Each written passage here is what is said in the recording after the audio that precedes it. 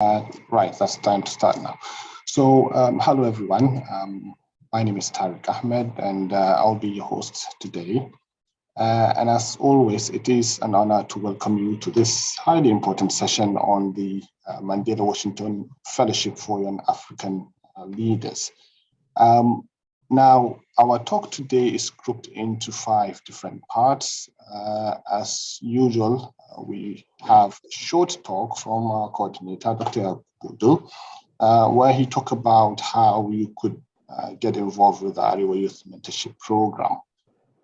The second part of this talk, we will call on our special guest of honor, which is Professor Rabia Said. And she will, briefly talk to us about the importance of these highly interesting and important opportunities and how we can endeavor to put in applications for these opportunities.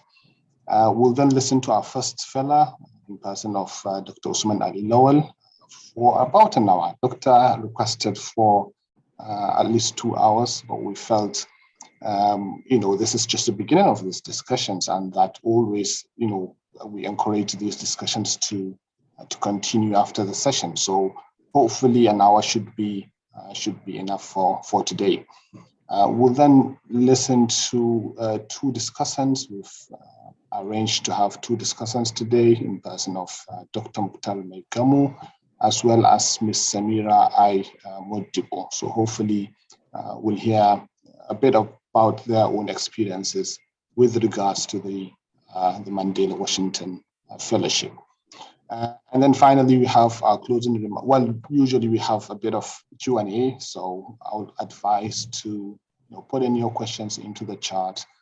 Myself, Dr. Yakubu, or other members of the organizing committee would help pick those questions up and get those addressed. We usually have opportunities for few people to ask questions. Please, if you want to ask questions, do be straight to the point. If you want to thank us, we really appreciate it. You don't have to raise your hand for that. You can just pop that into the text message or into the text box, because there might be quite a number of people who have very important questions to ask.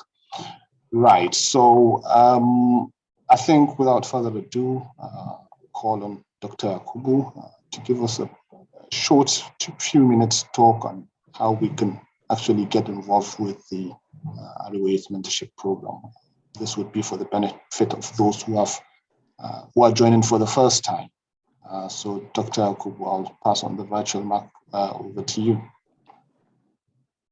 Okay. Thank you very much, Dr. Tariq, for this opening remarks. And also, I would like to welcome first our mother, Professor Rabia Said, who, despite her tight schedules, she has been always with us to support us and to give us all motherly advice. We want to really thank you so much, Prof. Really, you are the force behind our continuous delivery of this program. And also, I would like to thank the members of the organizing committee for their continuous also support to the program. They work day and night, actually. And of course, our mentors and all those who are not even in the mentors group, but I could remember recently we shared with them some documents of our mentees, the SOPs, the CVs. They actually took out of their spacious time to review and give feedback. They gave useful feedbacks to the mentees, as I heard from them. So I really want to thank them. And in case, we still need more hands. So if anyone is interested in contributing in one way or the other, our door is open. Please, they should feel free to contact us. Secondly, like as Dr. Tariq said, If this is your first time of joining, which I believe most of us here, we have been in the AYMP session before, but in case this is your first time, we encourage you to go back and watch the past sessions, especially that they are documented on our YouTube page. And even the other social media handles, the Instagram, Telegram, and Facebook.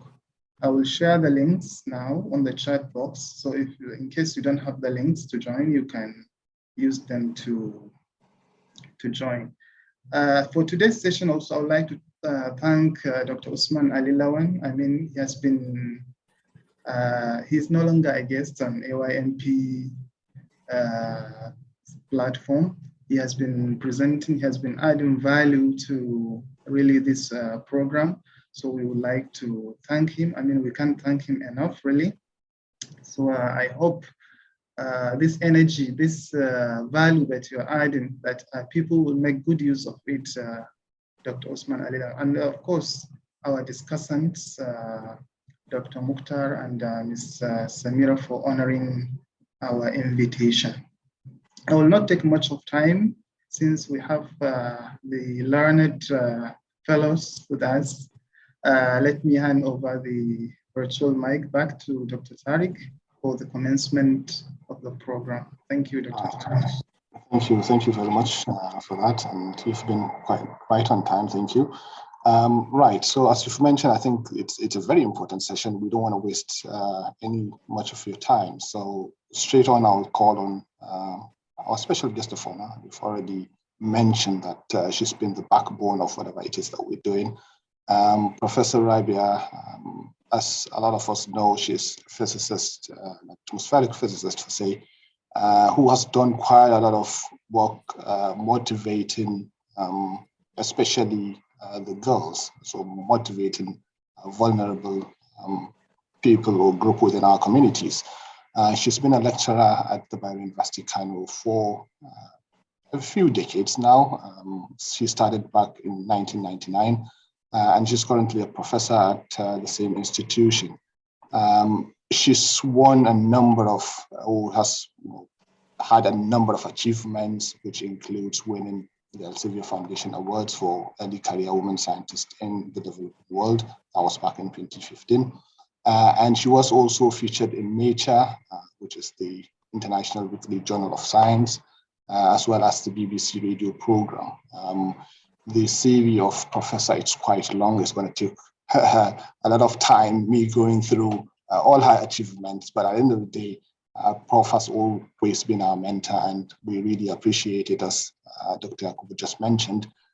So I'll give you a few minutes to talk to our participants today, Prof. Thank you for being with us. Thank you so much, Dr. Tariq, Dr. Yakubu Wudil, for all the kind words. I want to say a big thank you to our the participants and also our speakers and the discussants. I will not take much time because I really want to give enough time for the doctor to really say all, and then people can listen. On my screen, I seem to see more of the males, but I'm hoping that more females will also throw in their cap to really apply for this Mandela Washington program. I only want to say one thing about the importance and why you should be able to do it. And I want to make an example with Dr. Sefia Nuhu, who is a barrister and currently the Nigerian ambassador to Romania. When she was interviewed and asked what prepared her for the position which she's going to take up as the ambassador of Nigeria to Romania, she said her training as a Mandela Washington Fellow is the most prepared ground for her to be able to handle that leadership position. So without saying much, we can see how important this fellowship is and the kind of leadership platform it will provide for those who are able to succeed. And so I want to leave it there and allow those who have won the award, the fellowship, and who know exactly what it is. And I'm also going to be learning today because I've had a lot of mentees who have asked me to help them in filling the application form. But because I was never a fellow of the Mandela Washington, there are some things that I also need to learn. So what I learned today, I will be able to help the mentees that are asking.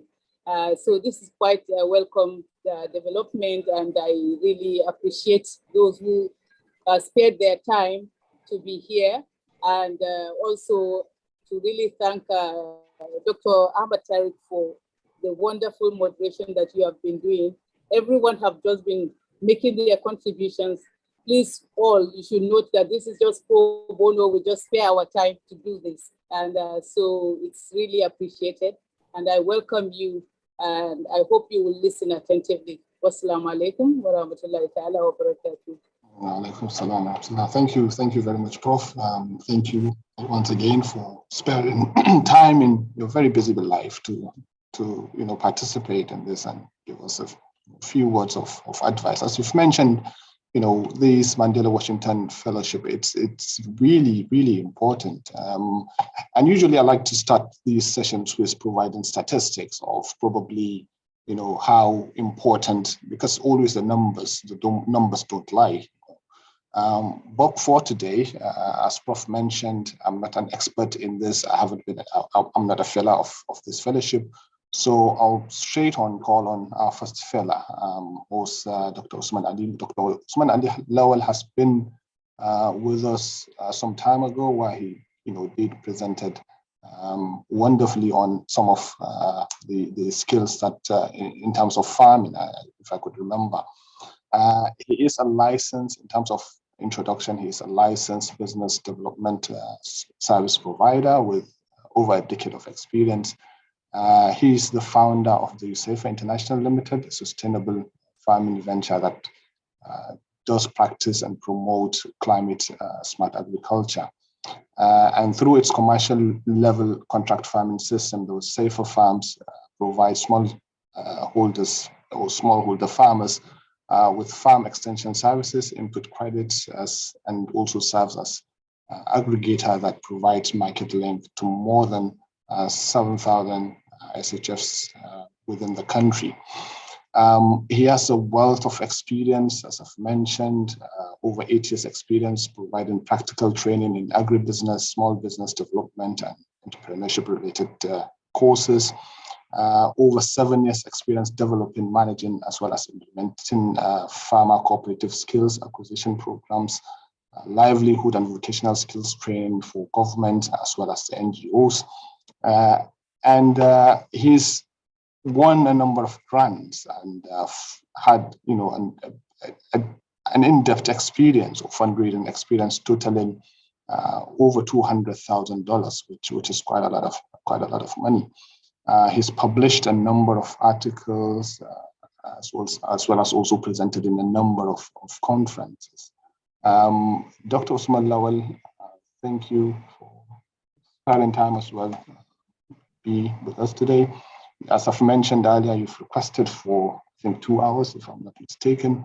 But if you could, in a way, concise that into probably about an hour, a few minutes past an hour, that would be really appreciated. As I've mentioned, this is just the beginning of these discussions. And I know our participants are keen to listen to what you have to say. Over to you, Dr. Usman. Thank you very much, Doctor. With the situation of kidnapping in Nigeria, I don't think you want to be reading that profile. It sounds like one junior Dangote in the making. Assalamu alaikum, everyone. Good afternoon. So yes, I wouldn't bore you again with talking about who I am. Definitely, I think Dr. overemphasized the person that's speaking to you. The reason why I asked for 2 hours is actually because, and this is at the risk of sounding like a very busy person, I know that the Mandela Washington Fellowship application is already opened, and I know it is timed. And I know also that my September is going to be really, really busy. And I thought that we'll just take some time at this gathering and, explain as much as we can, because I don't feel good when people reach out to me and asking for help, and I'm just not able to provide that help. It makes me feel really bad. So yes, but I also understand the pressing need for time for everyone. And because of that, I'll try and make it as quick and as concise as possible. What I intend to do is I want to talk about this in three ways. First of all, I want to talk about what the fellowship has done for me. And then secondly, I will talk about what the fellowship is looking for and the eligibility criteria. And then finally, I will go through each of the fellowship AC questions and then try and talk you through what is required in terms of answering each of these questions. It is my hope that if we go this way, first of all, you will be maybe the first part of the question, the first part of the talk will inspire you and help you to understand how important this fellowship is. The second part will help you to understand even whether you need to start the application process or not, whether you are eligible or not. And then the final part will help you to understand how to go about writing your essays and answering the application questions. In 2017, I had the privilege of applying for the Mandela Washington Fellowship. Unlike most other people who have had like 2 or 3 applications, it was my first time applying, and I was lucky, I was fortunate, I got in. In 2017, I think about nearly 70,000 people applied across Africa. In Nigeria alone, 26,000 people applied. And during that year, it was actually the biggest cohort that the Mandela Washington Fellowship took. They took 1,000 people across Africa. So basically what went was out of 26,000 people, only 100 people were selected for the fellowship. If you understand what that means, in percentage terms, that's not even up to 10%, 1%, right? Yeah, that's not even up to 1% of the total application. I think it's actually about 0.47% or thereabout. I haven't run the numbers, but something around that percentage. So we're talking 0.47% of the total applicants in Nigeria actually got selected. So you will understand that it is highly, highly competitive. I will try and take you through why it is this competitive, because when you understand what you stand to gain from the fellowship, then you will also understand why it's that competitive. Let me talk about what I gained from the fellowship. And this is very extensive. I mean, I can start talking about my gains from the Mandela Washington Fellowship, and I'll spend 2 hours talking only about that. But I'll take you quickly through a few things. So when I applied for the fellowship, I had already read a lot about it. I have spoken to a lot of people about it. So I tried to be very, very deliberate in my application. And once I got shortlisted for the interviews, I started talking to a lot of people who I know have actually attended the fellowship, because I needed to understand what is required for a shortlisted candidate. They call it semifinals. So a shortlisted candidate in the semifinals, and how was I going to be able to scale through? Once I did my interview, I literally knew that I had gotten in, because I could read the body language, and I also understood from what I got from these people. But finally, as I got my congratulatory message, I started thinking about what exactly I wanted to achieve once I am at the fellowship. So even before I left Nigeria, I wanted to do 4 things. I wanted to achieve 4 things with the fellowship. The first thing was I wanted to build a tribe. And building a tribe for me means building relationship with the other fellows, both within Nigeria and across Africa. So even before we left Nigeria in 2017, I started the WhatsApp group for the Mandela Washington Fellows that were selected, even before we left Nigeria, because we needed to start building relationship and partnership. That was very important for me. And also, once we got to the US, I tried to, do the same thing with other fellows across Africa. And today, I have friends virtually in every country in Africa. If I have anything that I needed in Kenya or in Ghana or in South Africa or wherever, I probably wouldn't need to even go there. I could just talk to someone and they'll just get it done for me. The second thing was I wanted to build a network. And building a network for me means establishing relationship with my host institution and also everybody who is in the cycle of the Mandela Washington Fellowship.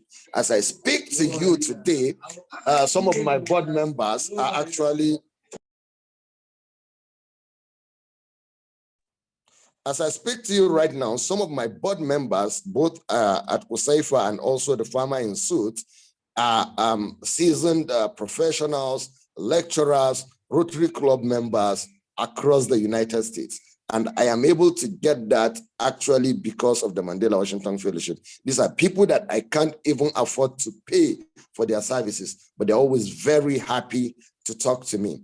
In fact, on 4th of September, I am expecting a team of people from Oklahoma State University, Nebraska, and also Uganda. We are actually doing a project in Abuja in Wasa community. Those people are part of the networks that I built during the Mandela Washington Fellowship.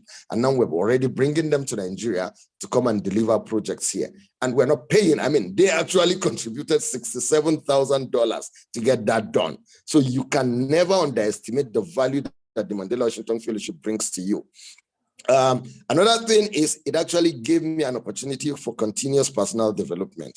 It showed me the importance of continuous personal development. When I went to the Mandela Washington Fellowship, I had only started my PhD at the time. And I give a lot of credit to the people that I met there. For instance, Dr. Stephen Mokimbo, Dr. Rich Roberts. These are people that I met. I mean, Richie actually published 13 journal papers from his thesis, from his PhD thesis. I mean, when I came back to Nigeria, I'm like, look, I got to finish this PhD, man. So that's the kind of motivation that you can get. Stephen Mukembo, because we had like our thesis kind of similar in terms of our objectives and also the research question, he gave me his thesis and said, look, you could use this. And by the time I came back to Nigeria, using the resources of the Oklahoma State University, I had already had a bank of more than 500 published journal articles, which helped me with my empirical studies and literature review for my work.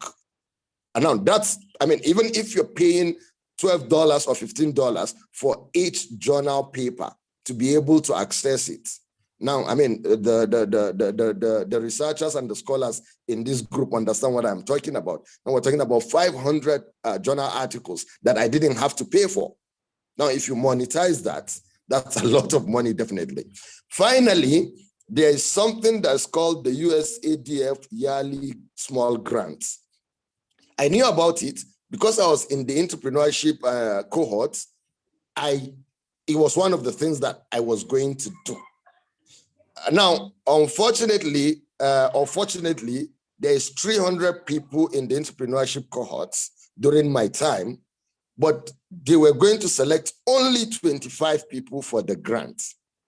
And I used to joke about it once I arrived that, look, the yearly USADF small grant is looking for 24 people because me, I have collected my own. And everybody will laugh about it, but guess what? I actually was one of the, I think, 5 Nigerians that were selected. And Nigerians have been known to be extraordinary, to actually go overboard and, you know, show their doings. If you are looking for 25 people from a group of 1,000 people across 54 countries in Africa, and then you get to select 5 of those 25 from one country, now you know that's something about Nigerians. And so yes, this is part of the things that I gained from the Mandela Washington Fellowship. And I don't know when that will stop. I mean, my network is only growing. I'm getting to meet even more people through this network. And that's something that I cannot stop talking about. Now, why the Mandela Washington Fellowship, or any fellowship for that matter? The truth is we have limited access to opportunities in this country. Nigeria does not have shortage of young people. It doesn't have shortage of smart people, but we do have shortage of opportunity or access to opportunity. And this is why I love to align with the Arewa Youth Mentorship Program, because this project is helping to show people, bring out this opportunity and help young people to be able to access them. And that is why I actually begged for this opportunity to also be able to speak to our young people. I mean, people have been reaching out to me, asking me about the Mandela Washington Fellowship, and I knew that, okay, why not? We could just have the whole group and everybody will enjoy it. I know that there is people from all over the country on this group, but I'll tell you something that I know. During my time, I think 5 people were selected from Kano, but guess what? Because the project is not looking for indigenes of the state, it's looking for people resident in the states. Only 2 out of those 5 people were actually from Kano. The 3 others are from the south, people who are living in Kano and working in Kano. Now that shows you how much we do not have access to information, and that hinders our ability to be able to get access to opportunities. Because of the Mandela Washington Fellowship, I was also able to understand about other fellowships. So after 2017, I got put out to the world. I mean, my first TV feature was actually done by Channels TV in partnership with IREX. IREX is the body that's responsible for setting up all the process of the Mandela Washington Fellowship, the application process, getting people to the US, matching them to host institutions, matching them to host families, and even PDE, which is actually the post-fellowship, 6 weeks post-fellowship program, which only 10% of the total fellows get to enjoy. So IRES and partnered with Channels TV, and that was when they featured me in they call it the Future Leaders of Africa. And during this program, I think in 1 year, Channels TV actually showed my featured video probably about 10 or 11 times. Now, I remember speaking to Ajuri about it, and I asked him, I said, Ajuri Nglale, if I was going to pay for this program, how much was I going to pay you? I said, well, for me to bring my crew and all the resources that we deployed to come to the farm and take, pictures of you and videos, and then go to your house and do the same thing, it would cost you 3.5 million naira just to get the video ready, the 30 minutes video ready. It will cost you 3 million naira. And then he said, for every time that we air you on channels, you would have to pay 2 million naira. Now, when they air on Sunday, they also do a repeat on Monday afternoon. So if they had shown me like 10 or 11 times, that's a total of 20 or 22 showing. Now you run the numbers.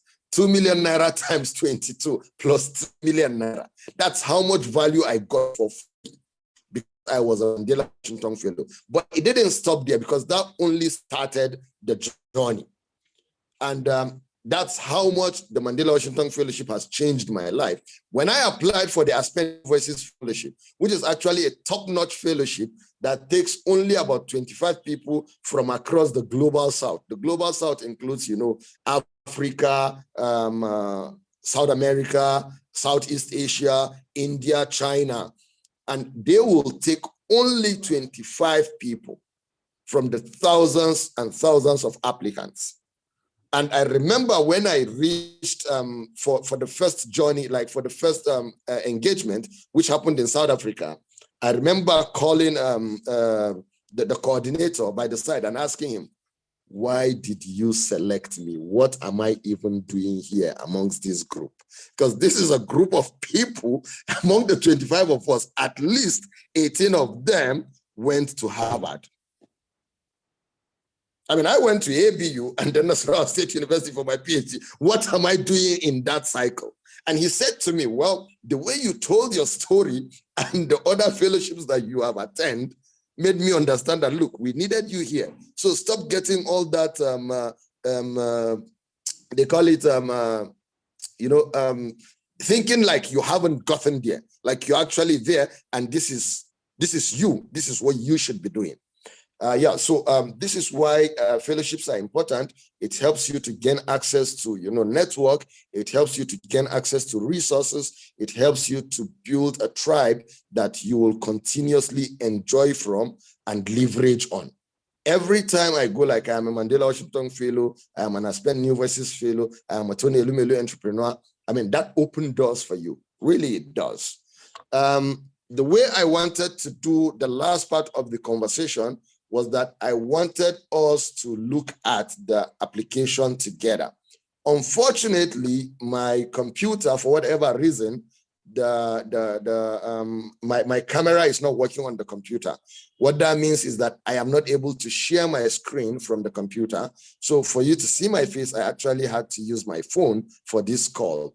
If you already have access to the website, it will be nice. But if also maybe Dr. Odile can share screen from the Mandela Washington Fellowship website, so that we can go through the application process and try and answer the questions together. This will also be really nice. Dr. Odile, is this something that you can do, or I could just go through the questions looking at my computer screen and just talking to the group? I think it's up to you, Doctor. Which one do you prefer?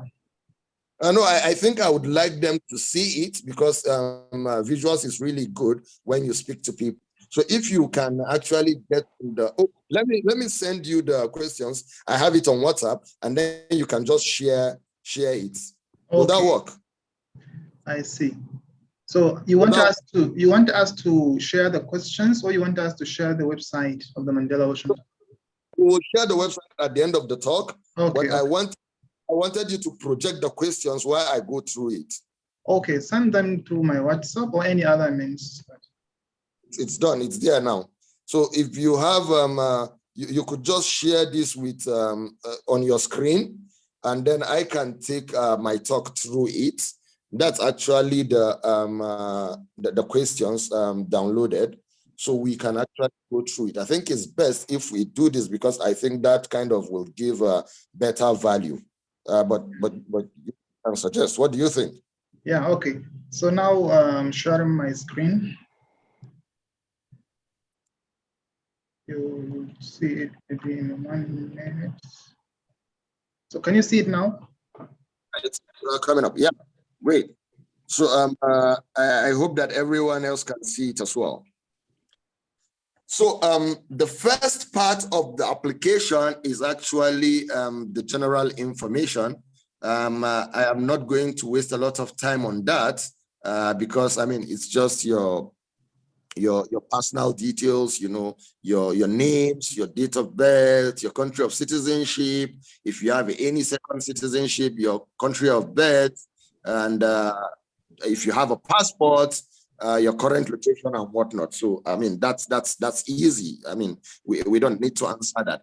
The second part of the questions is actually the contact information. Again, these are what we call preliminary pages. Again, I don't need to go through this with you because it's just your personal information. You're putting your email address, your seat, your current seat, and whatnot. And then the eligibility. So this is where we will start the conversation. Eligibility is very, very important for every aspect of application you want to do. I would say that the biggest matrix why I always get selected for application is because I try to first of all pre-qualify myself, looking at the eligibility criteria of the granting agency or the fellowship agency, and then matching it with my own CV. I am able to know already if I am a good fit or not. Now, let's talk about the eligibility. The first very important criteria for the Mandela Washington Fellowship is actually the age criteria. Age is very, very important. It is said that between the age of 18 to 35, right? That's what it says in the application eligibility criteria. However, what we have seen is that most people who get selected are between the age of 25 to 35. And I will explain why later. Of course, every now and then you get very, very exceptional people at the age of 20, 21, 22 who actually get selected. But the vast majority of people who attend the fellowship are in their early 30s, late 20s, and early 30s. And I will explain to you why this is. The second criteria of the fellowship is that Mandela Washington Fellowship is not about ideas. It is first about what you are doing, how much of that you have done, what you have achieved, and what you want to achieve in the future. So if you do not have validation, if you do not have a pedigree, if you have not built resources around the work that you do, then you won't be able to tell your story enough in a way that you're selected for the Mandela Washington Fellowship. This is equally very, very important for the fellowship. So two things. One, age is very important. Two, what you're doing and what you have achieved so far doing what you're doing. The third thing that is very, very important for the fellowship is impact. So the fellowship is not about you. Yes, it's about your personal development, but what it seeks to achieve is to help you continue to develop yourself so that you will also go back to your home country and help develop other people, other young people in the country. So the US government cannot take all 40 million young people in Nigeria to go and have a fellowship in the US, but they could take maybe 100, and if every one of those 100 people is able to support another 100 people, now that actually brings a multiplier effect that helps to impact the community and the society. So impact is equally very, very important for the fellowship. So I don't know if you are getting me right. I'll just take a quick run through the three things. The first one is age is important between the age of 18 to 35. Better still, what we have seen is that most people who got selected are within the age of 25 to 35, but you are allowed to apply once you are 18. The second thing is that it is about pedigree. It is about traction. It is about what you have achieved. So you need to have some background and some achievement in terms of what you are doing as far as your work in your home country is concerned. The third thing is the fellowship is about impact. What are you doing? How are you impacting the society and the community? So again, if you are a citizen of the United States, then you wouldn't be able to attend the fellowship. You are not eligible, right? Because it is for people in Africa specifically who are Africans by birth or by citizenship, not for Americans in Africa or in diaspora. The things that I just explained is actually what the questions that you see in the eligibility section, but nobody is going to explain it to you like this anyways. So they ask you, what is your country of citizenship? Well, you understand what that means now after what I explained. Do you have a second country of citizenship? That's very important. And please, please, and please, the Americans have a way of finding about you. So don't try and lie. They will know you're lying. What is your country of residence? Now, this is very important as well. I have also known about people who applied to represent Nigeria from other countries. So again, it doesn't matter whether you're not in Nigeria. As in Nigeria, you're eligible, you could still apply. So that's fine. I know about people who came in from the UK for their interviews. And very recently, I know about people also arranging their interviews while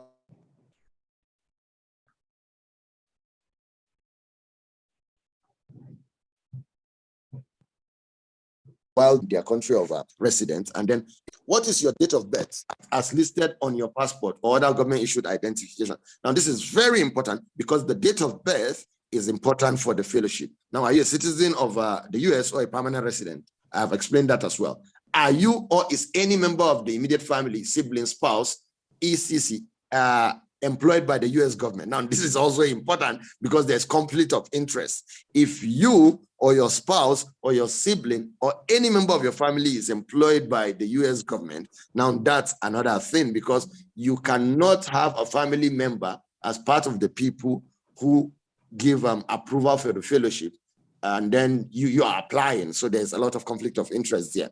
Now, have you previously participated in the fellowship? Well, if you have participated in the fellowship, then you will not be able to attend the fellowship.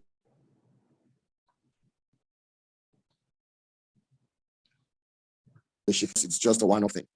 Demographic information, it's just, I mean, this is simple, straightforward stuff about what you identify as. Are you LGBTQ? Do you have disability? Do you have any of the following? You know,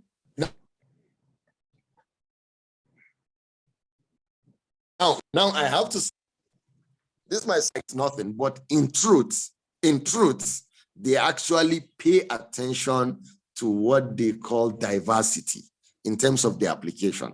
So if you have a disability, you stand some good chance as long as your application is a good fit for the fellowship. That's the first one. Now, if you are a member of the LGBTQ community or you identify as LGBTQ, you also stand a good chance. These are Western people. It's what they do. It's what they pay for. So yeah, that's also something. Now, let's talk about the institute track. There's actually 3 institute track for the Mandela Washington Fellowship. You have the entrepreneurship track, you have the management track, and then you have the leadership track. And I will explain. The entrepreneurship track is actually for people who are running businesses. Most businesses are, you know, are private or even social entrepreneurship, but they definitely have some impact angle to their stories. So whatever you're doing, for instance, we do agriculture, but it's climate smart agriculture. We call it zero waste farming. But we also work with a group of retenue of smallholder farmers, more than 7,000 of them across 4 states in northern Nigeria. So once I start talking about this story, you feel the impact, you see it, and you can visualize it. So that's the first track. It's actually entrepreneurship track, but you must have some impact element to it or social entrepreneurship element to it. In any case, whatever business you're doing will definitely provide jobs. So that's important to them. The second track is actually the leadership track. The leadership track is actually mostly for people who are into community development kind of work, NGO kind of work and whatnot. So most people who are in leadership track are people who probably work for NGOs, have founded NGOs, are supporting girl child education, you know, are supporting, you know, diversified, you know, rural people's access to maybe electricity or access to education, access to knowledge and information, whatever that may be. Any NGO that works around developing people, now that's the management track. And then, of course, you have the leadership track. The leadership track is mostly for people who work in government agencies, parastatals, and whatnot, because the fellowship believed that there is 3 aspects of people development. One is actually through small and micro scale businesses. The other one is through service development and non-governmental agencies. The third one is through government. So they want people in all of these 3 sectors to be able to have access to, you know, the resources and the knowledge and the information that comes with being a Mandela Washington Fellow. And I think it was a smart thing to actually categorize the Institute track into these 3 things. We used to have, I think it was a leadership and energy, which was like a 4th track. But I don't know if it's still there or they have removed it. The energy track is specifically for people who are in renewable energy. And I do know a few people who went on that track simply because of the work that they do on renewable energy. I don't know if that's still there as a standalone track or if they have merged it with maybe the leadership track or the management track. Now, let's move on to current professional or educational experience. Now, this is actually very, very important, and this is where the main question starts. What is your highest level of education? I mean, you have to state that. It doesn't matter. I know people who had secondary school certificate who attended the fellowship. I know people who had primary school certificate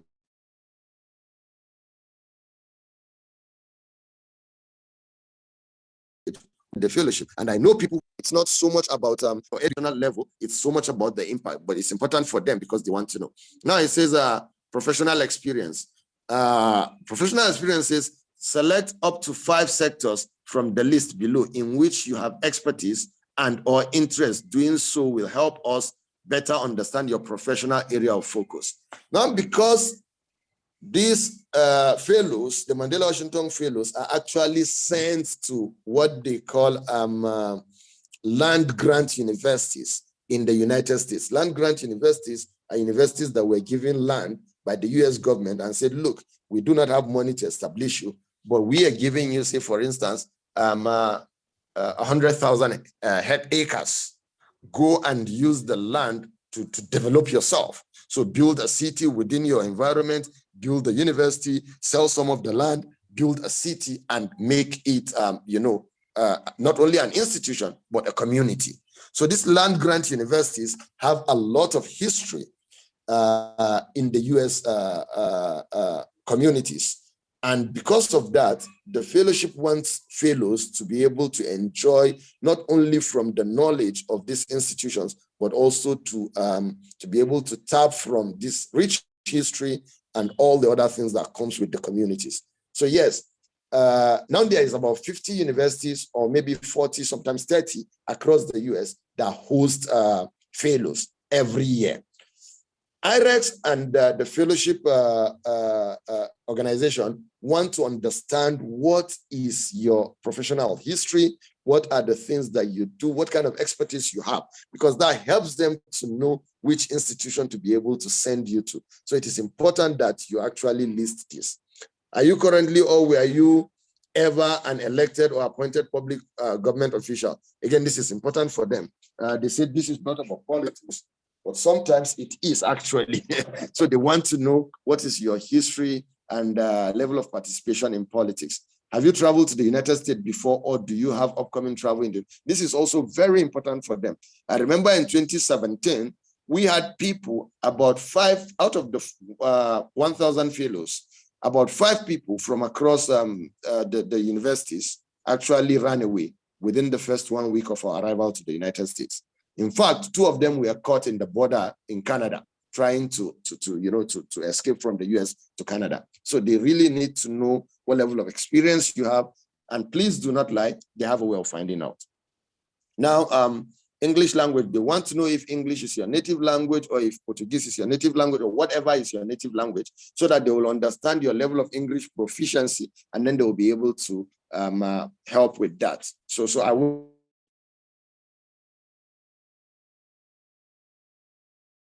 on that.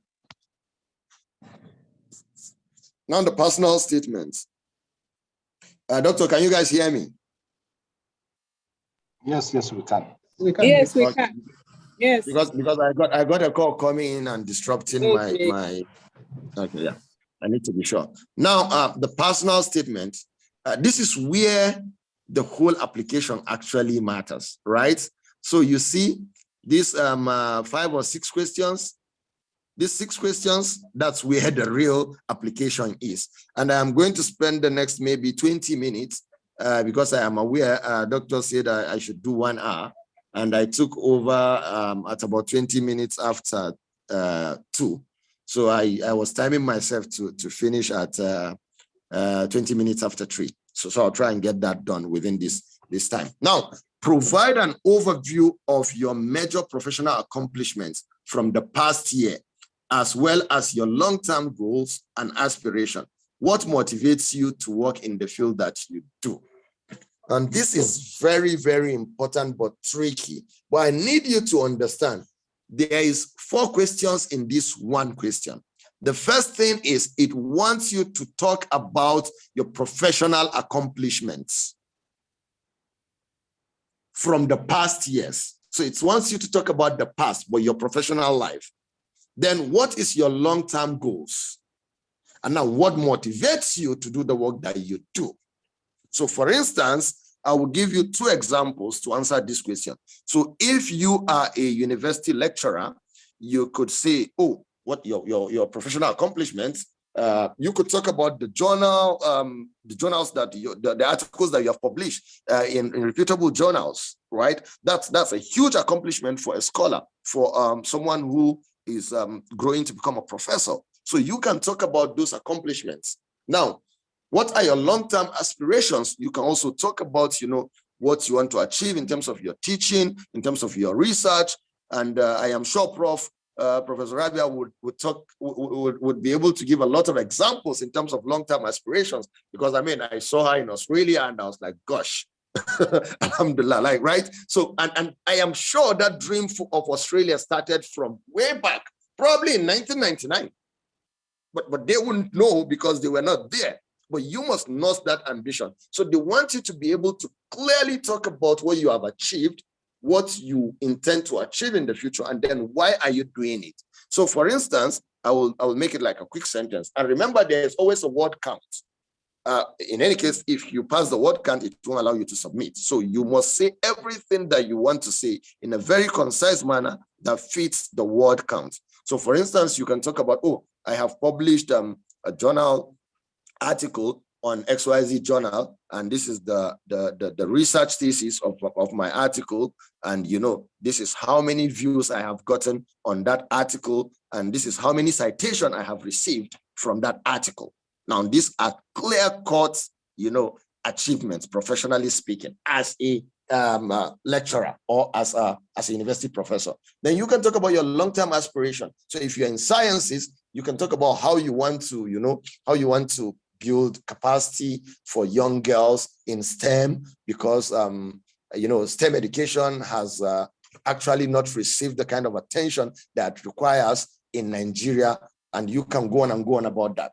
Now, what motivates you to do the work that you do? If you are, for instance, a science lecturer in the North, you can talk about how girl-child education is actually not being paid attention to, and how there's very few ladies in the science, in STEM, science, technology,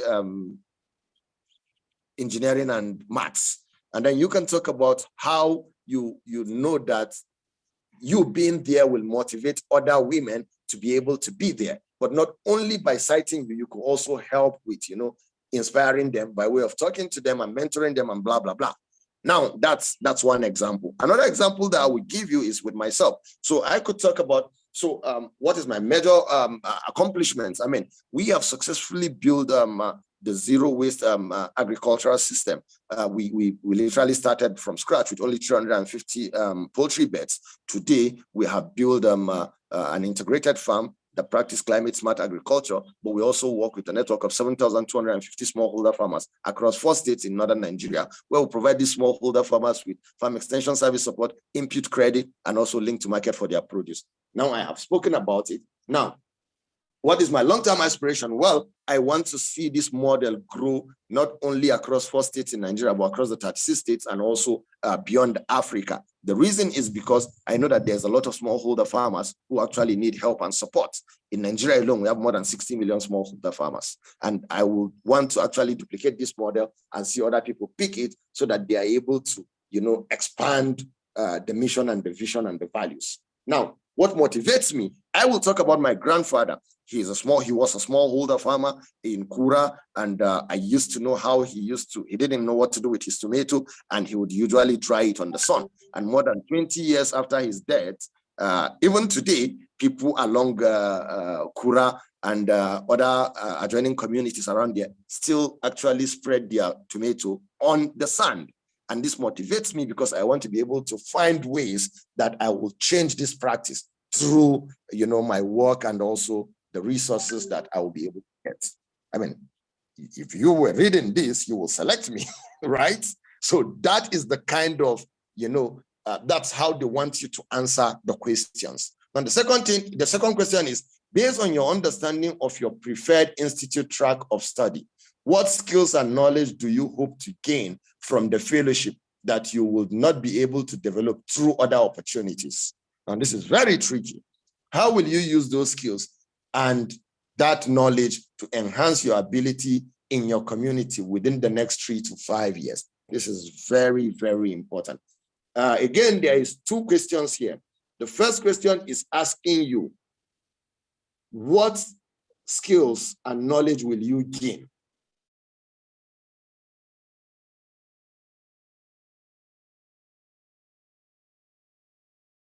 Why do you think that you can only, why not other opportunities? Then the second part is, what will you be able to achieve with that knowledge and skill within the next 5 years? So I will tell you straight up what my answer was to that question. So my answer to that question, and as Allah is my witness, at the time, I got the inspiration while I was writing this.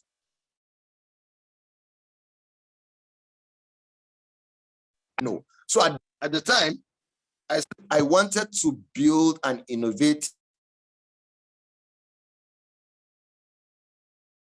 prize institute, a lot of knowledge gap in terms of what people do and what they are supposed to do in the agricultural sector in Nigeria. I know this because building Usaifa was a hell of a work for me, because finding the right knowledge and the right people took me longer time than it should normally would have. And because of this, I want to be able to build an innovative enterprise institution where other young people and even existing smallholder farmers can be able to come and learn knowledge and information. And then I said, look, we are going to get the institute registered and start operation within 5 years, right? And then why do I think the fellowship was important? Because it would give me an opportunity to go to a university in the US where they have done this over and over again. So at this point, I spoke about how in Nigeria, we have more than 60 million smallholder farmers, yet Nigeria spends more than $6.2 billion annually importing food. In the US, only about 3 or 5% of people in the US are farmers, yet the US actually makes almost nearly more than $100 billion annually exporting agricultural produce. So that kind of made sense. You guys have been there, you have done it, and I know this because I have researched it. And this is what I want to go and gain from the institute. And I think that I can only get it from you. And when I get it, this is what I want to do with the knowledge. I want to build an innovative enterprise institute, and I want to build that within 5 years. I remember in my interview, they asked me, they said, how will you build that in 5 years? Because you probably need MBT to give you no objection and give you license. You probably need a certificate and blah, blah, blah. Guess what? Because they did their research too, and they knew. So I told them, well, I already have a network of, researchers and scholars, because I am already in the university cycle, because I'm doing my PhD, and I know that I'll be able to register the institute within 3 to 5 years. And also we have already started building structures and whatnot. So I was very, very deliberate and clear about the things that I am doing. And yes, guess what? It actually took me 5 years to get the certificates registered. It took us 5 years to finish the building. It's the 5th year now. We are actually in the process of getting the license for the Innovative Enterprise Institute. And they could see through my eyes. They could see through the passion. They knew that this was true. They knew that this person will not drop this. This is not just an idea. They knew I wanted to do it. And they have supported me all through the way. I mean, every now and then I get an invitation from the US Embassy. In fact, the US Public Affairs Officer, that's like number 3 or number 4 in the US Embassy, has visited our farm twice already in these 5 years. So they stand by you, they stand with you, and they want to make sure they're together with you. But you need to convince them. You need to let them know that you are real. Now, the third question, Nelson Mandela said, a fundamental concern for others in our individual and community lives would go a long way in making the world the better place we so passionately dream of. Now, that's actually a quote from Nelson Mandela. The question, Public and community service are essential responsibilities for leaders. What changes or other improvement do you hope to implement in the community that you engage through your work? How are you working towards these goals now? And what else do you hope to accomplish in the future? Again, this is a clear cut. I mean, in 2017, we knew some of the problems and the challenges in the agricultural sector. We knew that smallholder farmers had a lot of problem finding the right seeds, finding the right farm inputs. They didn't even have the money. They didn't have access to credit. They didn't have access to farm extension service support, and they didn't have access to markets. So we knew all of these problems, and we had already started by working with 342, I think, at the time. In 2017, we were working with 342 smallholder farmers. So over the last 5 years, of course, we have moved from 300 and something to now 7,000 plus, right? So I could easily tell the story that, yes, I believe Nelson Mandela. I know the story of the smallholder farmer in Kura. I know how they suffer. My grandfather was a smallholder farmer. This issue is personal for me because I know it, I felt it, I lived it. And this is how I think I can change the narrative by supporting these smallholder farmers with training, farm extension service support, farm input credit, and also linked to market for their produce. And this is how we are already doing it. We're currently working with 342 smallholder farmers in Nasarawa State. And this is what I think the future holds. I mean, I knew that by 2023, we will have more than 10,000 smallholder farmers in our network. And inshallah, we're going to achieve it. But I knew this in 2017 because I could see it. It's easy for me to tell the story. So you need to understand this. Storytelling is very, very important when you answer these questions, but you must be real. Do you actually have what it takes? Do you have the experience? Have you been through these things? Do you understand them? How are you able to explain it to the other person to understand you? And that's important. And then you're done once you're able to do that. Now, the next question is, the Mandela Washington Fellowship values diversity, equity, and inclusion, and strive to reach diverse audience through the all programming. What do these values mean to you? And how do you exemplify these values in your professional and or personal life? Please be specific. Now, this is tricky. When they talk about diversity, when they talk about equity, when they talk about inclusion, yes, they are talking about women. They're talking about the poor. They're talking about the rural who didn't have access to education and electricity and water and whatnot. But they are also talking about the LGBTQ community. So if you have an interesting story that tells how you are able to, how you are able to interact with people who are in, who are in hard to reach communities or maybe abandoned communities, this is a very important way to go about it. You should tell this story. Again, because our project works with rural farmers, smallholder farmers, so we know their story. It's very easy to relate that. I mean, diversity is very important to us. We actually help to support women farmers. We give them special consideration. We give them some special concessions because we know that they are disadvantaged and they are placed in a place where it's really hard for them to get things done, right? So you can talk about all of these personal stories and yes, that kind of helps. Now, the next question says, I know we have like 12 minutes left. The next question says, strong leaders demonstrate resilience in the face of challenges. The repercussion of the COVID-19 global health pandemic, economic crisis, and conflict pose significant challenges, both globally and locally. How have you demonstrated resilience during challenging times? What lessons have you learned from this experience? And how are you applying these lessons to your current work?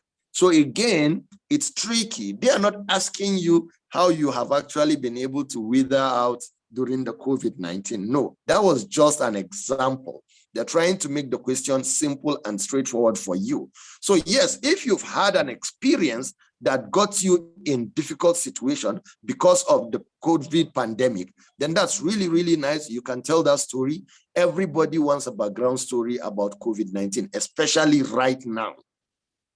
But again, it doesn't have to be that. It could be a situation that you have had in the past through your work, and now you want to talk about it. So for instance, I actually, I think in that question, the way I answered it, even though it wasn't framed like that, but the fundamentals of the answers were the same. They were looking for the same thing.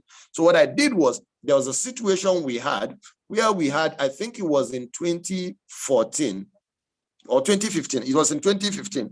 We had 750 birds on the farm. And then we had a viral infection of Gumboro, which entered the farm. And we lost about 70% of the flock.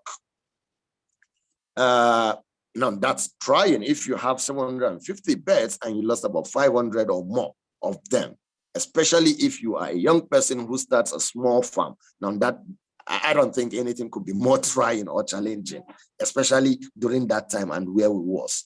So that was a really, really challenging situation, and it was a good storyline to answer this question for me. And that was what I did. So I spoke about how we got Gumboro and the reasons why we got the Gumboro, even though we had good biosecurity system, but it was a case of failed vaccination. So we did the Gumboro vaccine, but because it has a cold chain, the cold chain was somehow broken. And so it was a case of failed vaccination that brought the pathogen to the farm, and then it infected the birds. And so I explained everything that happened, how we were able to manage it, even though viral infection in birds and of course in many other things does not have a clear-cut remedy, except for, prayers and whatever you want to do, like maybe a little bit of, relievers and so that was what we did. But most importantly, we were able to trace where the problem came from. And then we went back to the supplier of the vaccine, who was also the supplier of the chicks. And we're able to know that around our area, at least 4 other farms had the same experience. So I was able to, alhamdulillah, coordinate the other farmers and went and sat with the supplier and we had conversations and we got some replacement of the birds. And then we were able to also help the supplier to trace where the problem came from, because they were a trusted supplier anyways. We've always used them, but now we had challenge. So we were able to be part of the people that helped them to trace where the problem came from so that they are not able to have a reoccurrence of that kind of problem again. So instead of fighting, instead of raising our voice, instead of going to break things like we would normally do in Nigeria, we were able to actually, first of all, identify where the problem came from in-house. Once we identify where the problem came from, then we try to understand if there are other people around who had similar problems. I mean, other farms who had similar problems. We're able to find that. And then thirdly, we had a meeting with the suppliers. We were able to explain to them, they understood us, and then they brought replacement chicks. But we didn't stop there. In order to help stop a reoccurrence of that kind of situation, we also helped them to build on their system to make sure that it never happens again. So, I mean, that kind of answers the whole questions. There is element of deliberateness. There's element of showing that you know what you're doing, and I mean, nobody can fault that because, I mean, that kind of says, oh, they did have a challenge, they had a problem, but they knew exactly what to do to be able to identify where the problem came from. And then they were able to solve the problem amicably through mediation. And then they were even able to get some, some compensation for that problem without actually having to go to court and whatnot. But also they didn't stop there. They tried to make sure they find a solution to prevent future occurrence of that kind of situation, right? So that's the kind of thing that is expected in terms of answering that question. Now, the final question, Nelson Mandela was awarded the Nobel Peace Prize for working with leaders of the South African government to agree on a peaceful transition to multi-party rule and an end to apartheid, demonstrating that leadership can achieve progress despite disagreements. How do you encourage respectful discussion when working with people from different background, identities, and perspectives? Now, this is a very important question. It has featured all the time. I don't think they ever changed this question. And the way you answer it is very simple. We are a multi-diversity diverse country in Nigeria.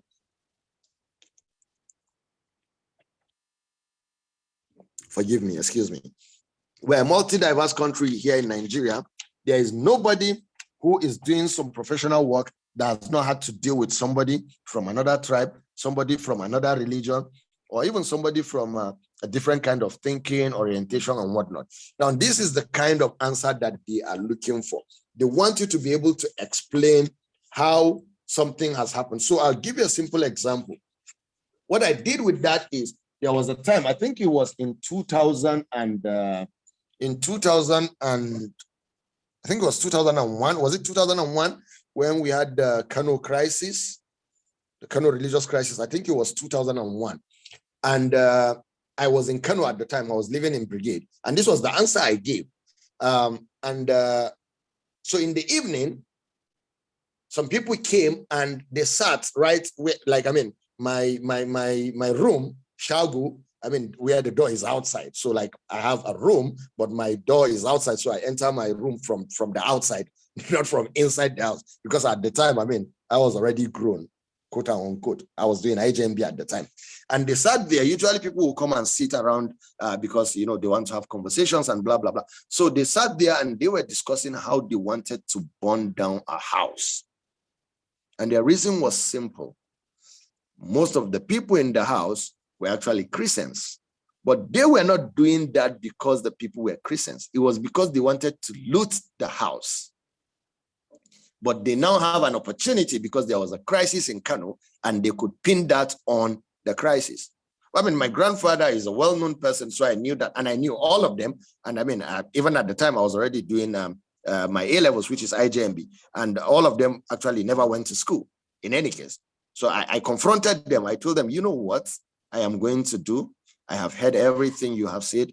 I know your plans. I am going to go inside the house now. I'm going to tell my grandfather, and I'm going to go to Gogoro police station, and I'm going to report you to the DPO. And I know all your names. I know all your houses. If anything happens to this house, it will be on you.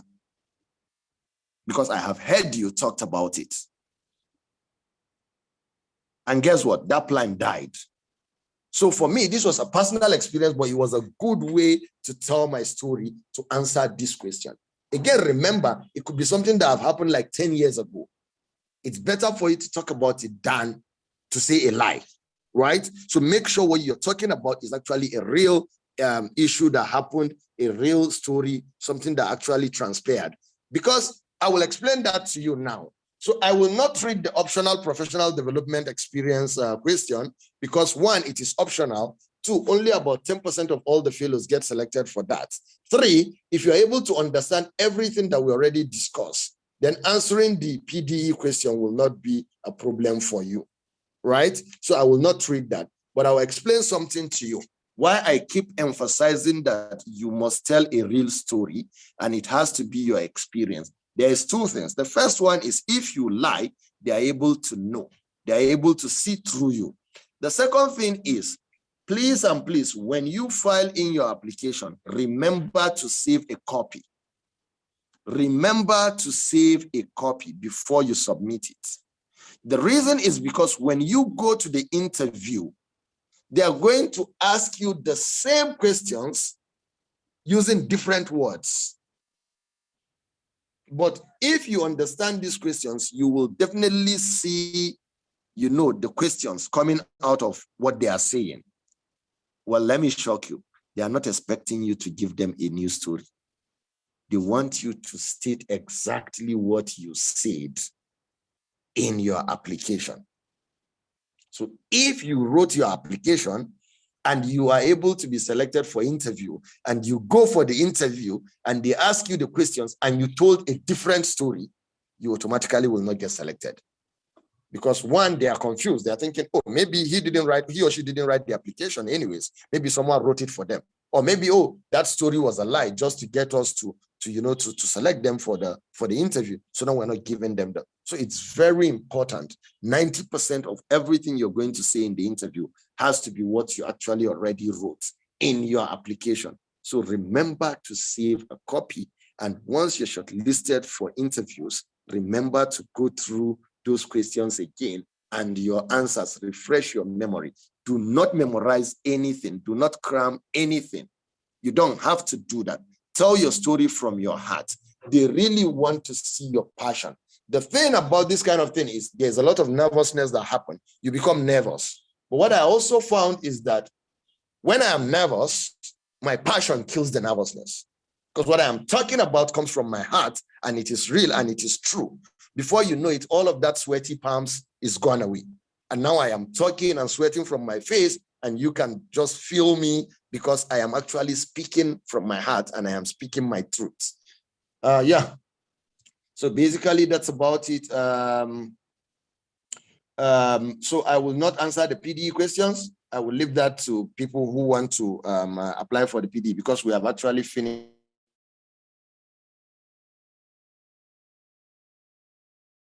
time. Supplementary supplement documents. Please, please, please, if you do have your CV, send it. If you have your CV, attach it. Then also, secondly, if you have some maybe publication where you have like your pictures of the work that you do and whatnot and blah, blah, blah, please also put it. It is preferably if you can build a profile of yourself, which is not very heavy, maybe 2 pages. Don't make it more than 3 maximum. 2 pages. The profile will serve both as your profile and also as your CV, because it will speak about who you are, what you do, and then it will also speak about, you know, the pictures. Visuals is always very, very important. They might not ask you, but when you're going for the interview, if you get selected, take whatever you need as proof. They might never ask you, but just in case you have an opportunity, one small opening, when you're answering a question and another question comes out of the answers you're providing, please do well to hand over those proof of concept, what you already have, whether it is pictures or a product or whatever it is. Make sure you hand it over to them. These kind of things, doing that gives them a better experience and they're able to understand you and all of that. So you see, in fact, they have actually increased the options now. I'm just seeing it. So they've actually increased the options. So you can actually attach educational, you know, proofs, other professional training and certifications. You can actually put community volunteer work. You can add your awards and honor, your publication conferences and notable presentations. So I mean, it depends on who I'm talking to. Sometimes I am a scholar who actually writes journal articles and have a few publications, who speaks in conferences and blah, blah, blah. Sometimes I am that guy who is a farmer and an entrepreneur. Sometimes I am the business development service provider and the training provider, right? So it depends on your audience. But in this case, there is never too much, and you can never be pompous about what you have achieved. Just put it out there, give it to them, let them receive it, let them see it, let them hear you.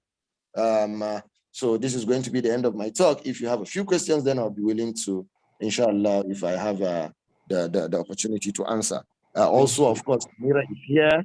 I know Samira very well, and also Dr. is here, although we haven't met with him.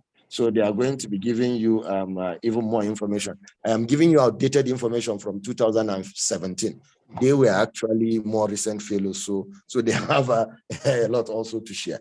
Thank you very much for the opportunity, and I hope that this serves the purpose. And please, if you come to my page or send me email or send me WhatsApp message or Facebook Messenger, and I don't respond or reply, please bear with me. It's not being rude. It's just that sometimes a lot of things, are happening around, and we have to, I actually had to leave a group meeting to attend to this meeting. Thank you very much. Thank you very much, Doctor. We really appreciate it.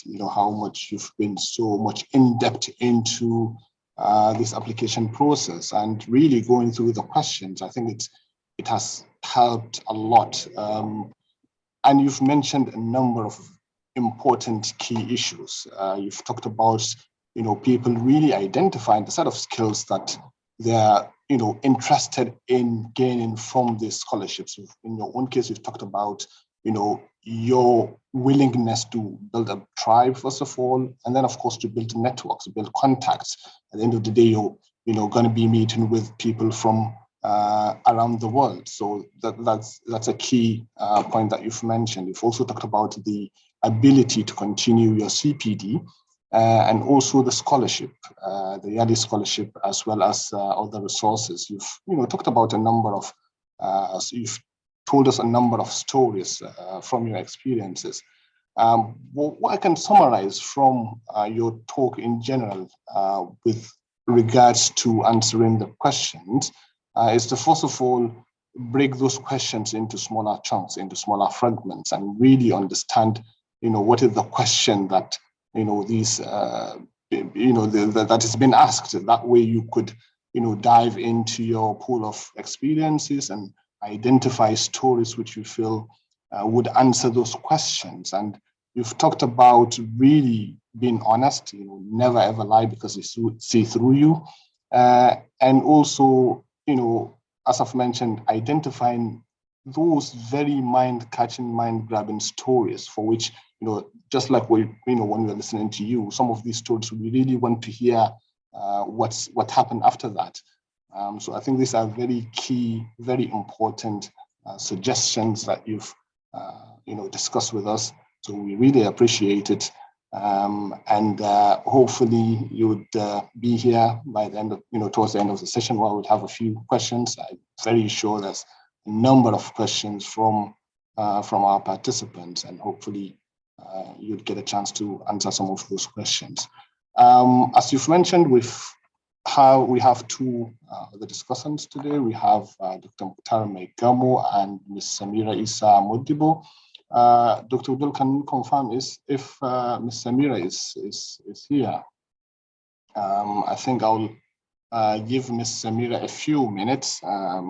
Probably, usually these sessions we run for about an hour and a half, but due to the importance of this session, I think we'll leave it run for about 2 hours. We started a few minutes past 2, so hopefully we'll finish a few minutes past 4. Ms. Samira, I'll give you 10 more minutes. First of all, she's not with us. Oh, she's not here. Okay. Yeah. So in that case, we'll. But if she is here, maybe she joined with another username. Herself and Mukhtar, please, can they just send me a private message through the chat so I could identify them? Okay. But of course, there is no. Maybe they use some names. Different name, probably. Yes. Yeah.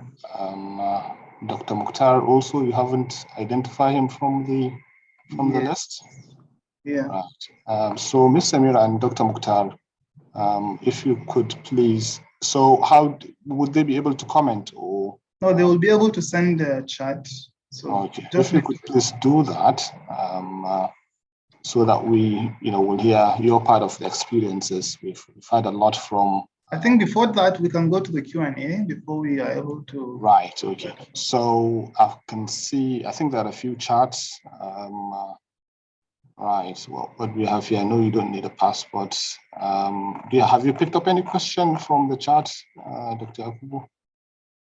Yeah, from the chat, somebody is asking if international passport is required for the application. I think that have been answered. Dr. Usman has kindly. And also he is saying, like, if he could shed more light about the Mandela Peace Award. Right. So, Dr. Usman, do you want to say a few things on that, the Mandela Peace Award? The Mandela Peace Award.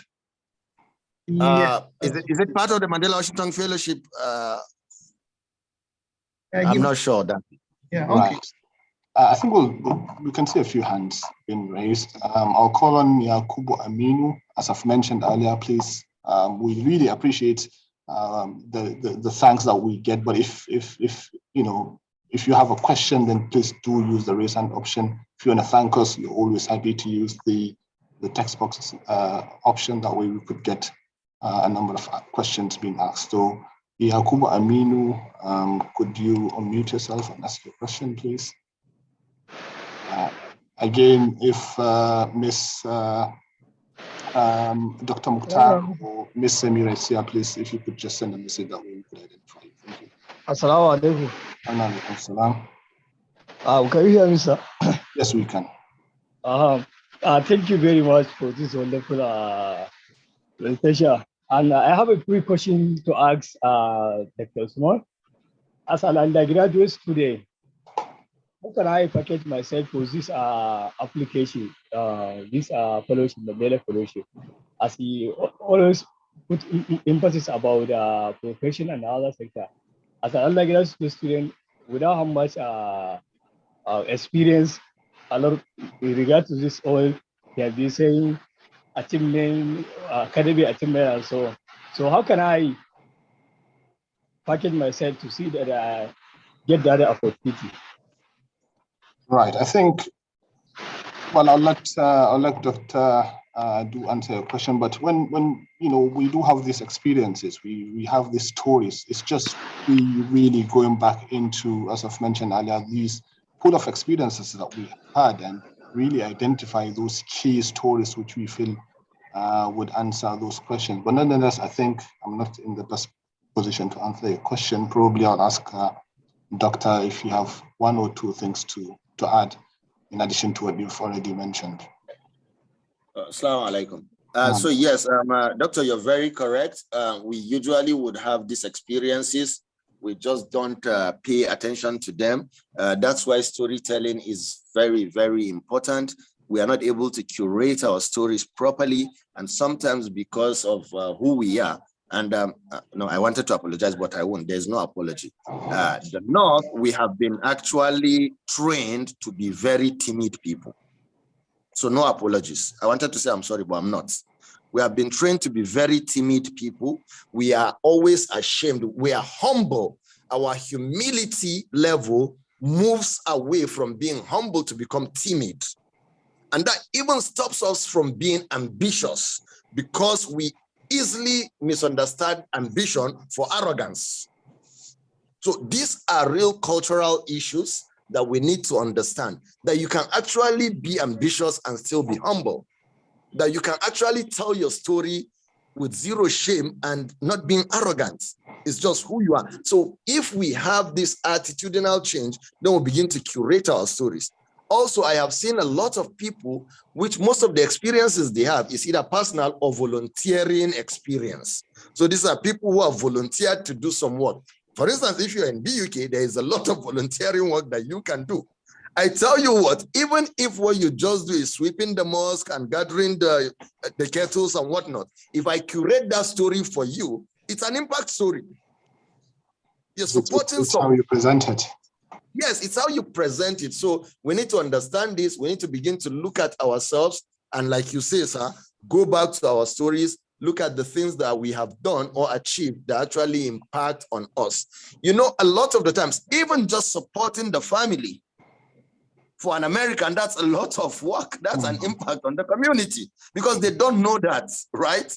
That's it. Once you're 18, as an American, the father says you have to pay rent. So even just supporting your family could count as an impact story based on the way, depending on how you curate it and how you say it. So yes, we do have some of these things and we can always improve on them. Thank you. Thank you very much. Next, I'll call on Muhammad Babinda. Can you ask your question, Muhammad? Forward, Hello. it's quite difficult to hear you, unfortunately. So good afternoon. Hello, good afternoon. Can you hear me? It's quite difficult to hear you. Okay, sir. Maybe we'll write the question on the Yes, chat box. if you could do that. Thank you. Muhammad Sani. Muhammad Sani, can you unmute yourself and ask your question? I think Muhammad Sani, Prof did wrote on the chat box that if an applicant doesn't have any working experience or any article contribution, does that mean that an applicant's chances of being selected is very, very low? Again, this I think still goes back to the previous question, just because. Well, I'll let Dr. Usman comment on that. Well, to be brutally honest, I think my closest answer is yes. If you do not have the experience and you do not have the stories, yes, because the Mandela Washington Fellowship, unlike the Tony Elumelu Entrepreneurship Program, which is actually about ideas, the Mandela Washington Fellowship is more about traction. It's more about the things that you have done first. Of all, the things that you have done. Secondly, the things that you are doing. And then finally, the things that you want to achieve in the future. So it's not only about ideas. They want to know that you have some traction because they feel like it's a lot of investment and they want to make sure that you don't come back and abandon whatever you said you were doing before. And they know because they track this I mean, out of the, I think in Nigeria now we have probably about 500 fellows, maybe thereabouts, right? And out of these 500 or 600 fellows, I can assure you that there's less than 200 fellows that are actually still on what they said they were doing. So they know, they track these things, they follow it, they know. And they want to run away from that temptation of giving someone the opportunity when actually they are not doing what they said they are doing. So yes, it would be good to build I have had people who actually qualified and then they went to the interviews and they tell them, you know, you actually do qualify, but you're only 22. So you have a long time ahead of you. So hold on, we want to give it to the people who are 33 and 34 years old because you still have another 13 years ahead of you. And that's the only reason. Which I think it's also very good because then, you know, you have the time to really improve on your experiences and, you know, put in a stronger and they're very conscious of that. Application. Yes, thank you very much. I think we have Mukhtar Maigamo. He's here.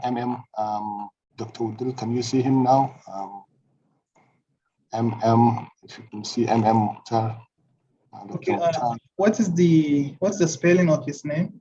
It's Mukhtar Maigamo. Okay, now yeah, I can see him. Okay. Okay, I will make him a co-host. Okay. So it's Maigamo then, not Maigamo, I think probably. So Dr. Mukhtar, thank you also for sparing time. You all have a very busy life, I understand. For sparing time to be with us and give us this short talk. In terms of introduction, Dr. Mukhtar has over a decade experience spanning a broad spectrum of public policy and governance, banking, public finance management, conflict resolution, development, communication, advocacy, as well as public relations. Dr. Mukhtar was a special assistant to the governor of Kaduna State, where he worked with the government to implement financial inclusion policies. And his major brief was to coordinate agency banking program in the state, which has immensely contributed towards creating a number of jobs for our teaming youth within Kaduna State. I won't spend much time introducing Dr. Mukhtar because his CV is quite long as well. But at the end of the day, I think as Arab students say, Mahalli Shahid is also a fellow. Dr. Mukhtar, I'll pass on the virtual mic onto you. Probably if you could have probably about 10 minutes to talk us through your experiences and how you know, our prospective applicants would really improve in their own application processes. Thank you. Assalamu alaikum. Alaikum salam. Can you hear me? Yes, we can. Okay, thank you very much. Arewa Youth Mentorship Program. I'm very happy to find myself amidst these personalities that I can see from the list of the participants. I hope I'm clear. Yes, we can. You know, I joined you since because I was driving from Zaria, so I joined with my mobile phone. I just came back home now, trying to just catch up. All right. Sorry, we didn't call you earlier because my apologies, please. Couldn't identify you. Yes, I listened with rapt attention to the first speaker, Dr. Umar? Dr. Usman. Dr. Usman, sorry, Dr. Usman, yes. Actually, to be honest, if I am to speak, I will have to say that he has spoken about everything about the fellowship. And I hope the prospective participants have taken many notes, because if you can follow what he said, I definitely I'm very sure that everybody will succeed, because even me, what he said, it was what I follow incidentally, and I believe most of us that are the fellows now, we follow what he just mentioned, because even though, you know, we are speaking from a personal experience, everybody will speak from a personal experience, but generally, I don't want to belabor you because I know that I don't have time. But what I want to say is, I'll speak from the general perspective, then I'll come to the specific. Even though each year they keep on changing the pattern of the questions, but you will see that basically they are the same. But as a fellow, as a prospective fellow applicant, what you need to know is for you to apply for this, there are some criteria which the doctor mentioned earlier on. If you have that, another thing is to know that these people, they do background check. That is after finishing your application, before they even call you, or if they call you for interview, still they will do background check about you, about your background, to verify whether you have told them what you told them is true or not. So try to be qualitative and quantitative in all the application. Qualitative in the sense that, of course, you have to, where they tell you to give out your professional background or your track records.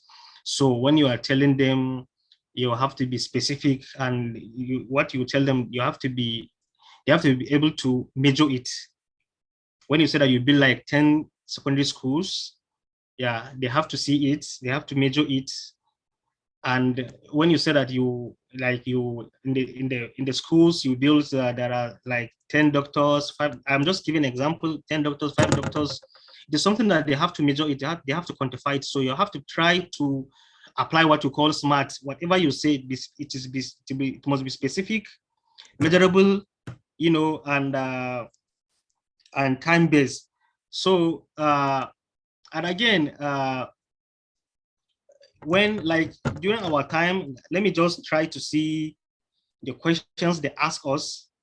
Like I just, like, number one, they said, like, please give brief description of your professional background and current work, including any specific professional accomplishments within the last 1 year.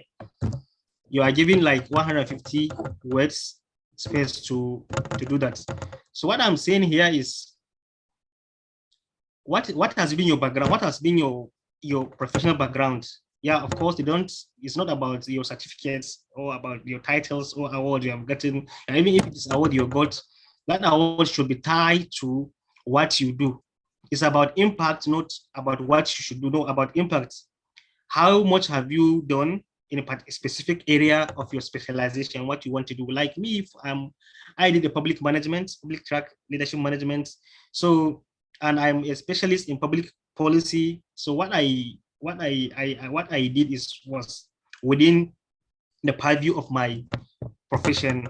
Yeah, I sit at the policy councils as a special assistant to the governor of Kaduna State, and I was able to influence so many policies, especially that policies that have to do with girl child education, women empowerment, and yeah, increasing access to women, access of women to financial services. So we have like you could be in the advocacy, in, you know, maybe you have an NGO that you try to, like, maybe the NGO is about advocacy. You are calling attention of the government about the poverty level in a certain community or in the country or in the states. So you have to be able to do what you want to do. Is it from the public perspective, or from the advocacy perspective, or from the business perspective? Because you can't just start. You cannot just start applying for the program if you don't know what you want to do, or if you don't have a particular idea about what you want to achieve.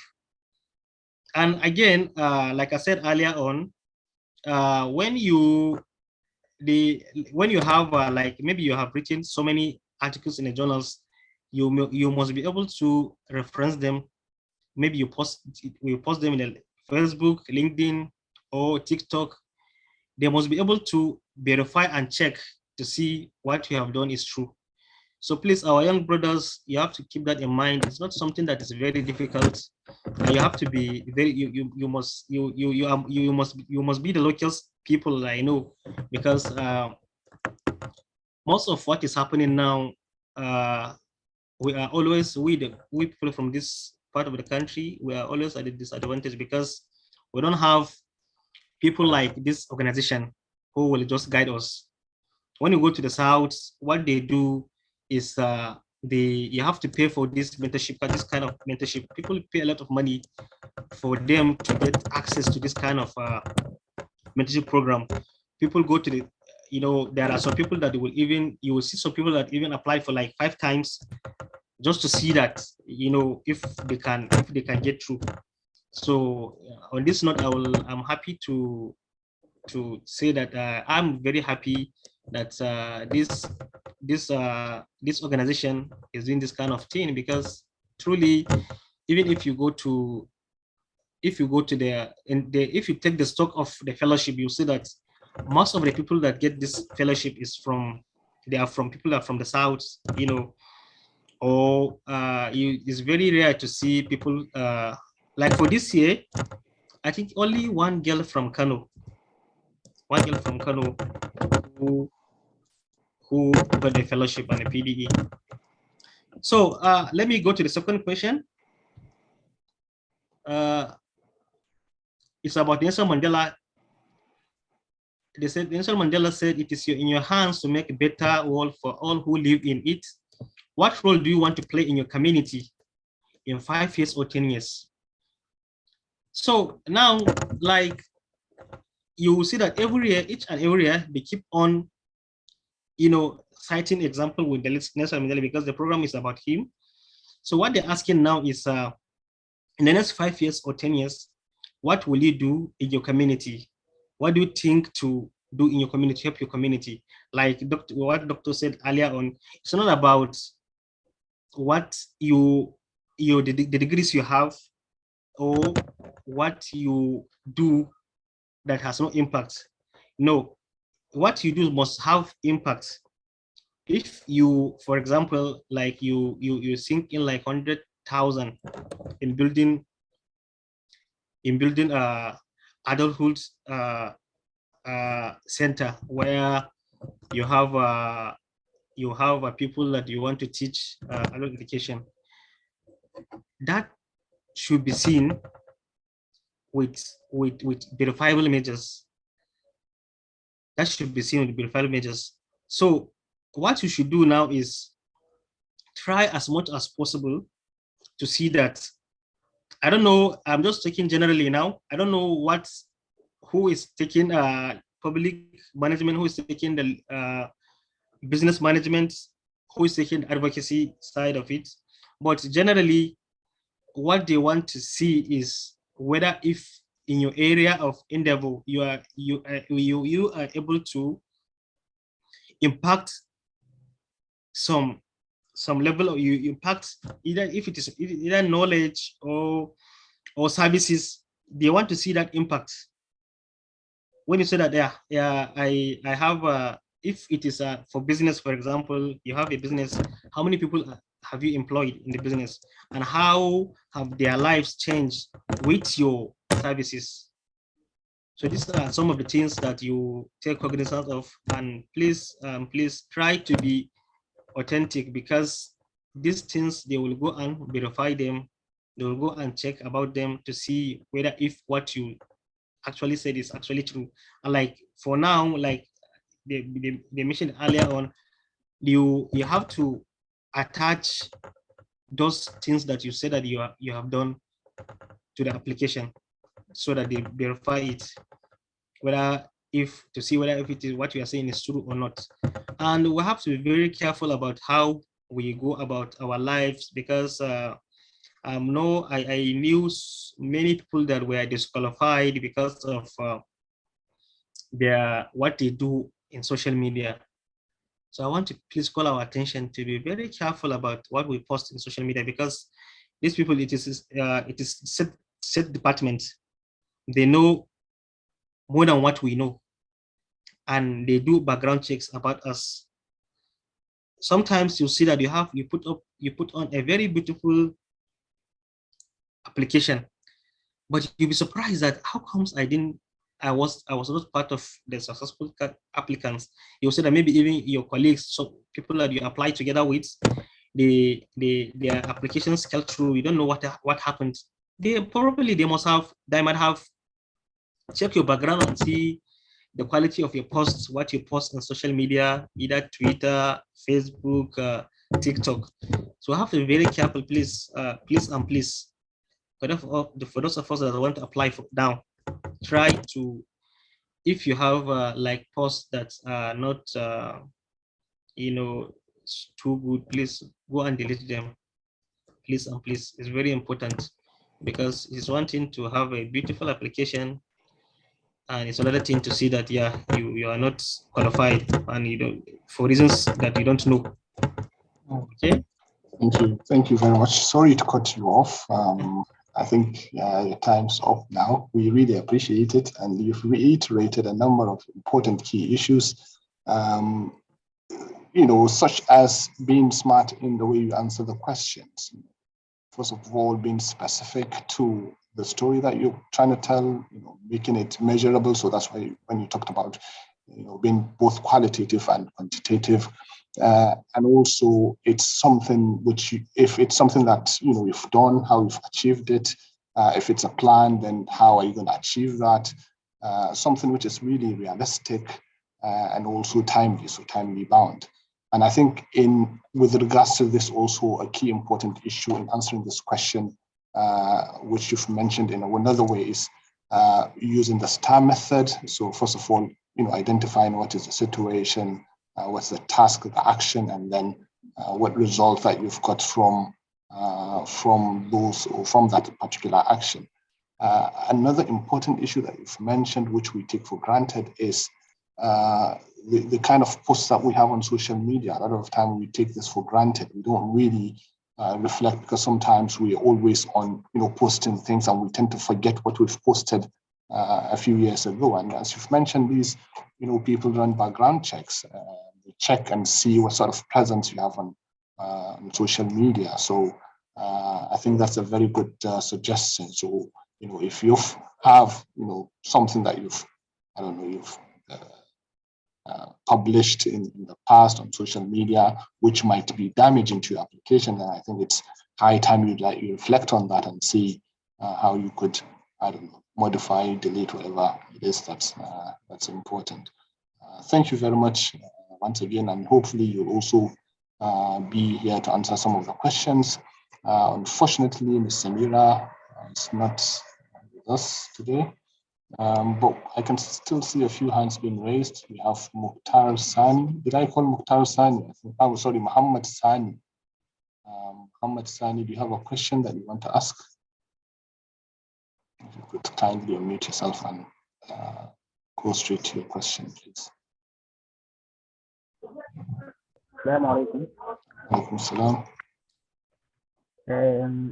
Good afternoon. This is a wonderful thing you have all been doing. Because reward you abundantly for that. You have already answered your question, sir. I have dropped my question in the right. box. Oh yes, that's true. Yeah, Muhammad. Okay, thank you, Muhammad. Aminu Adam Habib, can you unmute yourself and ask your question? Aminu Adam Habib, are you there, Aminu?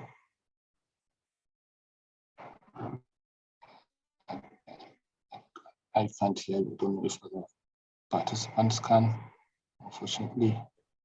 If you could also type in your question. And then we have Shamsuddin Al Hassan. Shamsuddin Al Hassan. Please, can you hear me? Yes, we can. Okay, my question is regarding some voluntary activities that you mentioned. You made mention that these voluntary activities, they tend to kind of give you more it will make you more successful in this kind of applications. So this is personal to me. I have already started filling the application form. However, I have included some voluntary activities that I am not doing, but I am planning to start doing. So would that affect my application? Right. So I think Dr. Usman did mention about voluntary service. Do you want to answer that question while Dr. Usman is unmuting himself? Okay, he's here. Yeah. Alaikum salam. So if you are not already doing those activities and you say you're doing them in your application, then you are lying, and that will count against you. I mean, you might get selected, but if they find out, I promise you, you would be disqualified. So if you are not already doing it, maybe you should start doing it between now and when hopefully you get shortlisted for the interviews. Then maybe that can help.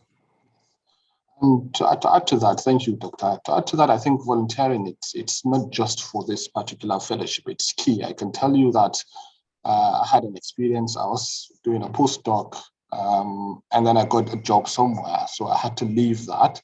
But because I was fully engaged into the project, my PI, came to me and he said, well, it's sad that you're going to be leaving this particular project, but we feel training someone to start from the beginning, from scratch, is going to take us quite some time. Are you willing to? Unfortunately, I can pay you for this. Are you willing to volunteer? And that's something that I did, which I think I've seen a lot of benefits from that. So you shouldn't take that for granted, not just for the application process. It could be for jobs. It could be for all sort of things. And also, as my doctor mentioned, always be truthful. Don't say something that even though you have the plan of doing that, but it shouldn't be into the application of something that you've already done. Mukhtar Sani, can you unmute yourself and ask your question? Assalamu alaikum wa rahmatullah. Alaikum salam. Thank you for organizing this very important program. My question is also to Dr. Usman concerning the eligibility criteria. I don't know if you mentioned it, but is it also applicable to Nigerians or Africans living in diaspora? And if it is, whatever the answer might be, also the second part of the question is, what about people that works with maybe a university in Nigeria and also doing their something, for example, PhD in a foreign country? When applying this kind of fellowship, is it applicable? Is this which one is better to? Is it better to apply from the foreign part, or like saying that you are resident in this country or you are resident in Nigeria? Which one is better? Thank you for your response. Thank you. So you've pointed already, your question is specific to Dr. Usman, you've mentioned. So Doctor, do you want to comment to that? Yeah, so Assalamu alaikum. Yes, I think residency in Malaysia or in the UK, you should be specific about your place of residence. I mean, if you're IT savvy, you know about the IP address, so they would know. They would know you're not applying from Nigeria if you said you're applying from Nigeria. The most important thing is they want to know. They also keep these records for their own purpose. They could say, okay, XYZ number of people actually applied from outside Africa, even though they are Africans. What makes you eligible is the fact that you are an African, whether resident in Africa or not. What disqualifies you is whether you are an American or you have permanent residence in America, or you have permanent resident in your country where you're studying. So if it is just a student visa you have, there is this requirement, post-fellowship requirement, where you are expected to spend at least 2 years in your country to be able to impact and give back all the knowledge and the experience that you have learned.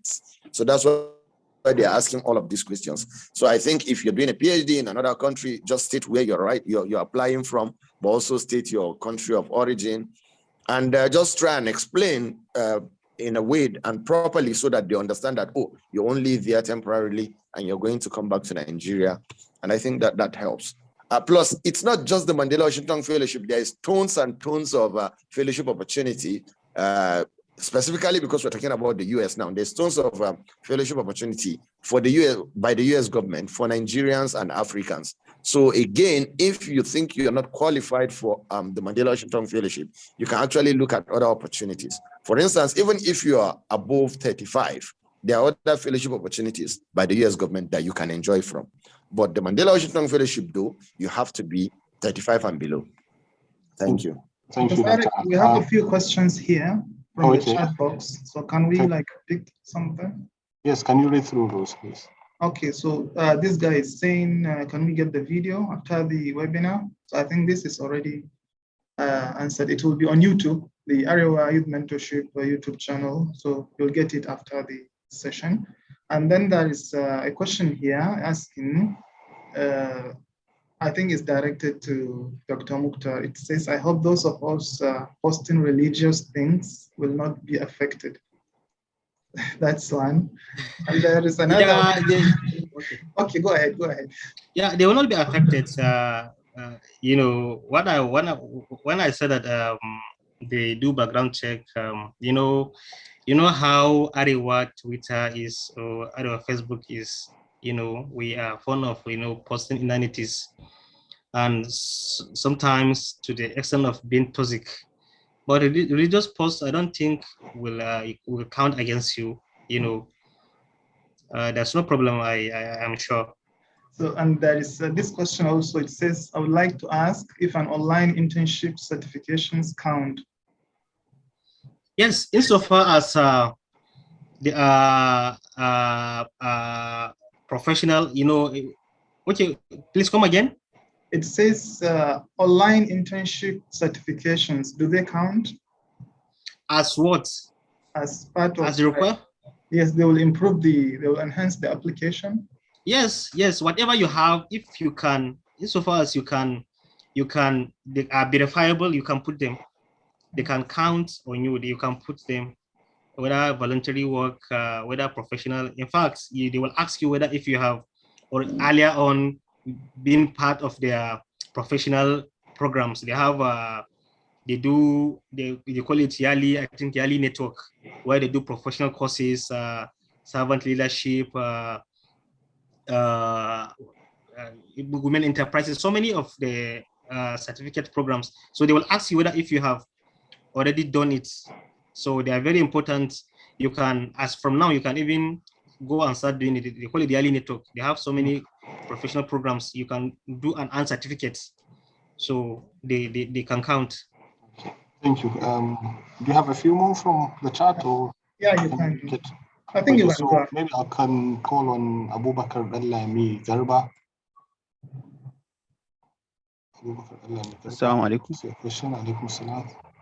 Good afternoon. My question is for those of us that are young and may not necessarily have a professional work experience, but along the way we have had some community service and voluntary work. Is that going to count against us? And also for those of us that are running, that are still studying, especially at postgraduate level, will that also count against our application? Thank you. Thank you. I think if you listen to what Dr. Usman, to his stories, he was doing his PhD. He did apply, but then I'll let Dr. Mukhtar answer the first question. Yeah, okay, well, I don't think they will count against you. None of them will count against you. In fact, I have the only thing I want to say is what I noticed is, you know, we Africans, and I know Dr. Usman has said it earlier on, you know, we are always at the disadvantage. I don't know why there is this complex, even, you know, within the Africans, where a Nigerian is always seen as, you know, I don't know how to put it, but we're always, if, for example, now, you will see that many people who applied from Nigeria, if you see the quality of the application, but someone from, for example, from Ghana or from Somalia or from Burkina Faso, when you see, even when you see the quality of his application, cannot even stand yours, but he has been chosen. So what I'm saying is, we Nigerians, unfortunately, we have to put extra efforts in whatever we do, because we don't have so much, you know, we don't have the luxury of chances. I met one girl who is she finished secondary school. I asked her, she doesn't have any experience other than she was working on like HIV. She's doing HIV sensitization.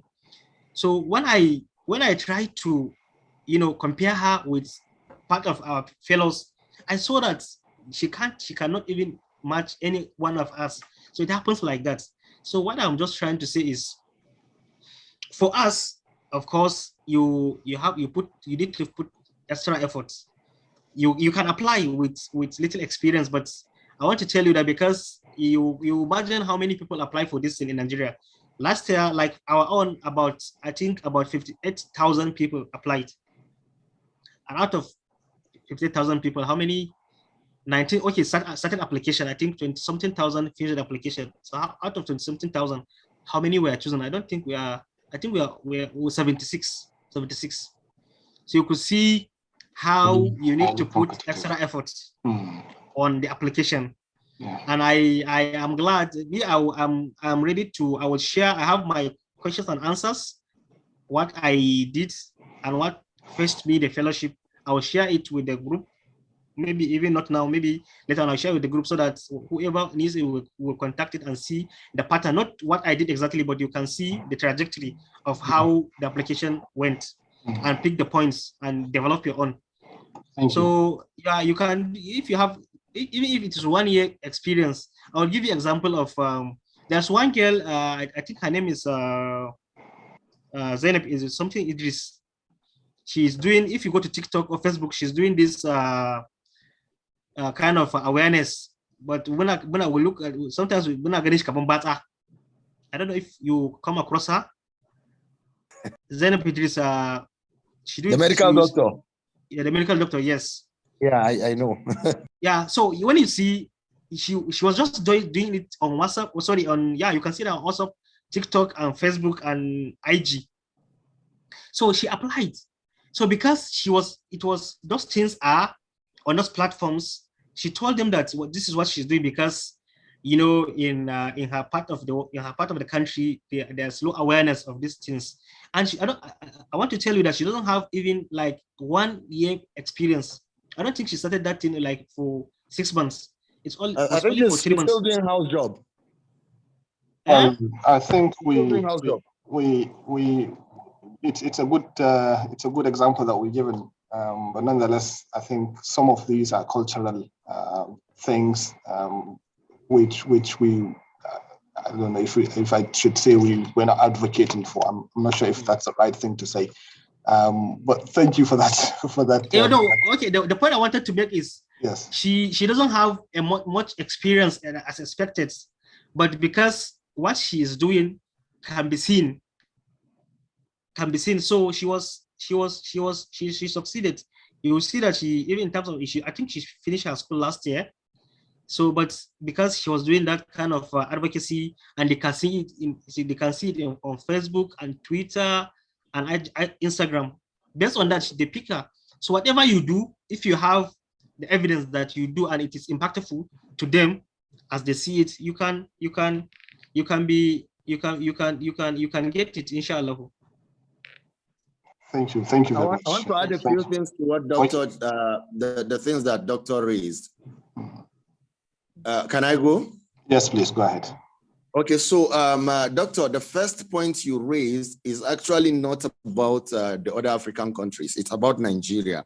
And for those of us who have had opportunities for fellowship, scholarship, and whatnot, I am sure you would probably have had conversations with the people coordinating this, and they tell you that one country in Africa where selection is a tough game for them is Nigeria. Yes. We just have too many people that are qualified. Every year, Nigeria gets 10% of all the people that get the fellowship. So if they are doing 700 this year, they will have to give Nigeria 70. But imagine selecting 70 from 25,000 people. I can assure you at least 5,000 people have super quality application. So it's about us. It's not about the other African countries. The other African countries, in contrast, they don't even apply. They have to beg them to apply. So you can see a lot of people from other African countries do not have the pedigree that we have, but it is not because of them, it's because of us. We just have too many people that are overqualified and everyone wants to be selected. So that's the first problem, rather the challenge that we have. That's why your application needs to stand out, because for every country that is applying, you're not competing with the other African countries. You're actually competing with your country, which is Nigeria in our case. The second issue that you raised and the example that you gave, you remember I subtly actually dropped that when I talked about LGBTQ and all of that. They are biased towards these things. Exactly. If you just show it, there are people who get selected simply because they are gay. Yeah, exactly. And they say they are gay. So they're very biased towards this because they talk about diversity, they talk about equality and blah, blah, blah. And that's what they mean when they say that. But also it might not just be about the work that she does. It's also because, for instance, on this call, how many women do we have? Yes, I've been actually looking through to see if there's any questions. When you see the application from the north, you probably get only like 5 or 6 women from the north, and they will select them. Every lady that I know from the north that went for the Mandela Washington Fellowship, and I can mention names, they are out there. They are doing superb work. Yes. Whether you're talking about Hawa Liman, or you're talking about Hafsa Dengue, or even Samira that is not on this call, or the other person, the medical doctor that you mentioned, they're doing superb work in the north. But how many northern ladies apply? When you are a lady, you automatically have an edge when you apply. And so we should understand the dynamics of the way the people who read the application think, and that should guide how we answer these questions and how we communicate with them. Thank you very much. Thank you for that additional input, Doctor. I think we'll ask a few more, probably 2 or 3. It's a very important topic that we're discussing. We've got a few hands been raised, but nonetheless, we're running out of time. So probably I'll ask on Nazir Yassin to mute himself and ask a question. Nazir Yassin. Good afternoon, everyone. Hello. Good afternoon. Yes, we can hear you. Hello, good afternoon. Good afternoon. So thank you very much. I really appreciate the effort of the organizers. So my question goes to Dr. Usman, if I'm not mistaken, the first presenter. Though I was not aware that this program will come up today, I've applied 4 days ago or 5 days ago. So, and during the presentations, I realized some mistakes I made. So in last part of the application, where you upload, is this certificate or CV or something? So there I only uploaded my certificate. I did not upload the CV, and I don't know. Maybe if there will be a forum where I can be able to make some addition. That's my first question. The second one, Dr. Usman made mention that there's a lot of fellowship, which is not only Mandela's fellowship. So I would love if we can have the names of some of those, because we are lacking information here, seriously. And I'm very, very happy with this kind of a program here. We will catch up one day, one time. So thank you very much. These are my questions. Thank you very much. And I think if once you follow the page for Arewa's mentorship program, just a few days, I think a number of opportunities have been advertised, which were shared on, I think, Facebook and other mediums. So we'll get probably some of these opportunities from Dr. Usman as well as Dr. Mukhtar and others as well. And then, of course, keep up, checking at the pages, and we'll make sure that we advertise this as soon as we get them. For the first question, I'll pass on to Dr. Usman to answer a question. He's already put in the application. He realized that he hasn't submitted some of those key important documents.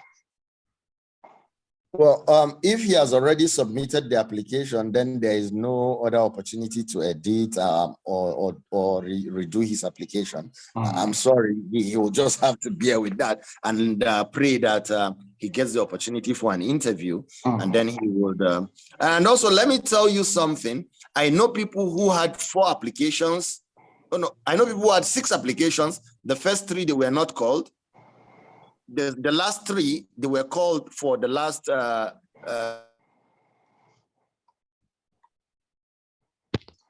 unfortunately we've lost you there. And they did the interview, they got in the 6th. So again, the Mandela Washington Fellowship, as long as you're not 35 yet, it's a matter of consistency. You know, there's this thing about Yama Damemu. He's not every year he's still applying. Let's just give this man because he's serious. Consistency also shows them that you're serious. But again, I don't know if this is my opinion. This is my opinion, definitely, but I don't know if I'm right or wrong. What I have observed is that with age, when you're 30, 32, 33, they kind of believe your story because they could relate with it. And you always have a traction, like a track record. You can say sequentially, like this year I did this, that year I did that. And that kind of, they can actually add it up and it makes sense. So yes, that's the thing about the age, I think. Also because they don't think that this thing is going to end. I think that during Donald Trump, we had a frenzy. Everybody thought that they were going to stop the Mandela Washington Fellowship. In fact, he actually cut down the funding for it, and he refused to attend the summit in Washington, D.C., and refused to send a senior government official. He refused to sign our certificate. It was the even the U.S. Secretary of State didn't sign our certificate. It was like a younger junior officer that signed it. So, but that time has passed now. The Biden administration is like the Obamas, because it was Obama's idea to do this for Mandela, and that's why they called it the Mandela Washington Fellowship. So I think that just be consistent and continue to improve. Even if you don't get none because you have already submitted your application, keep faith and apply next year. Use the knowledge and information that we have given here, and also continue to build to make your application better next year. But I do hope that you get called for an interview so that you have an opportunity to, you know, be able to explain yourself even more. Thank you. Thank you, Doctor. Next, I'll call on Haruna Aliyu Maikaratu. Haruna Aliyu, can you unmute yourself and ask your question? If you could be straight to the point, please.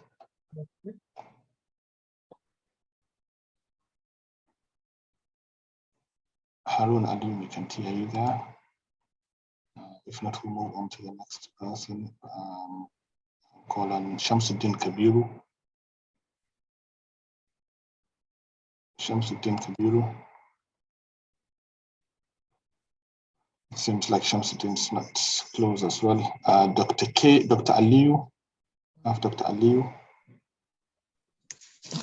Assalamu alaikum. Alaikum salam. Well, let me first of all start by saying that I'm really, really lucky to be part of this program today. I want to say a big thank you to the organizers of this program, to Dr. Usman, Dr. Umar, and our mother, Prof, that is here with us today. You see, Dr. Usman has really given us an inspiration today. I totally agree with you. When it comes to the North, most especially the Hausas, we tend to be timid in all aspects of the way we handle our things. And that's a really big challenge to us. I want to say thank you to Dr. Usman. I accept this challenge from you. And let me tell you that I'm going for this application wholeheartedly and with all forces. Thank you very much for this program. We really appreciate. My question is with regards to the PDE. If during the application you did not apply for it, and peradventure you are lucky to be a participant and you later want to apply for it, will you have that chance? Thank you. Thank you for the question. Doctor, do you want to answer that question? Yeah, so the PDE is on a different level. It's actually even more challenging than the Mandela Washington Fellowship itself. Because out of everybody that goes, so if they have 700 people this year, because that's what they're targeting, the people who attend PDE are only 70, which is 10% of the total number. So you see, now you have to compete with other Mandela Washington Fellows. And at the PDE level, unlike with the initial application where you're actually competing with other Nigerians, at the PDE, you're competing with other Mandela Washington Fellows. Being a medical doctor, I think you might have a good chance if you apply for the PDE. It's difficult for me to answer your second question because I have another information. So my roommate in 2017, Kola, he's a Nigerian. He didn't apply for the PDE, but somehow he got some connection within the US, and he was able to get an organization that was willing to take him for the PDE. Unfortunately for him, when he contacted IREX, somebody else who got the PDE had choose to drop. So IREX had a slot. IREX had a slot open, and he has actually done the work of finding a PDE position for himself already. So it was easy for IREX to say, oh, you can fill the position, we'll fund it because we have one funding left, and you have done the work of finding these people and we have verified them. And so yes, it's possible. However, the chances are really, really slim for you to be able to get PDE if you didn't originally apply for it. But again, always keep faith. Okay, thank you very much, sir. Thank you very much. I think I know it's time for Asr now.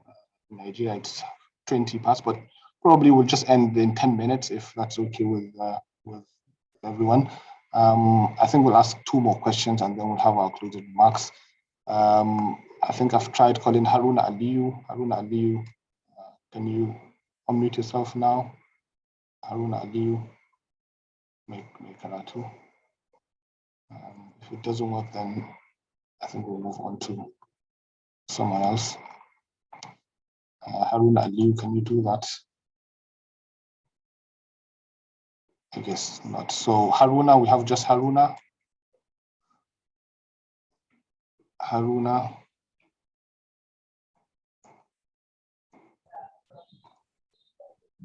Yes, Haruna, can you answer? Ask your question. Okay. If you could be straightforward to the question, just because of time. Okay. Assalamu alaikum. Can everybody hear me? Yes, we can. Yeah, I'm just asking if to say I just applied for the other optional PDE program. Will that affect my application? That's to say, will applying to that decrease my chance of getting selected just because I do not have that much experience and professional experience? And my second part of the question is that I do not intend to put my social media handles in the applications and things like that. I will also that count against my application because of the high rate of the competition we are having here as a Nigerian. So will those 2 things affect my application? So that's my questions. Thank you. Thank you, Dr. Mukhtar. Do you want to answer these questions?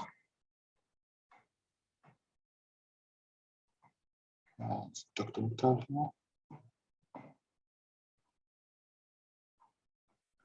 I think he's out. So okay. Dr. Usman, do you? Yeah, so the PDE application is treated separately from the Mandela Washington Fellowship application. So first of all, you need to get selected for the Mandela Washington Fellowship before they do the selection for the PDE. So no, it doesn't affect you. I applied for the PDE, I didn't get the position, but I got the Mandela Washington Fellowship anyways.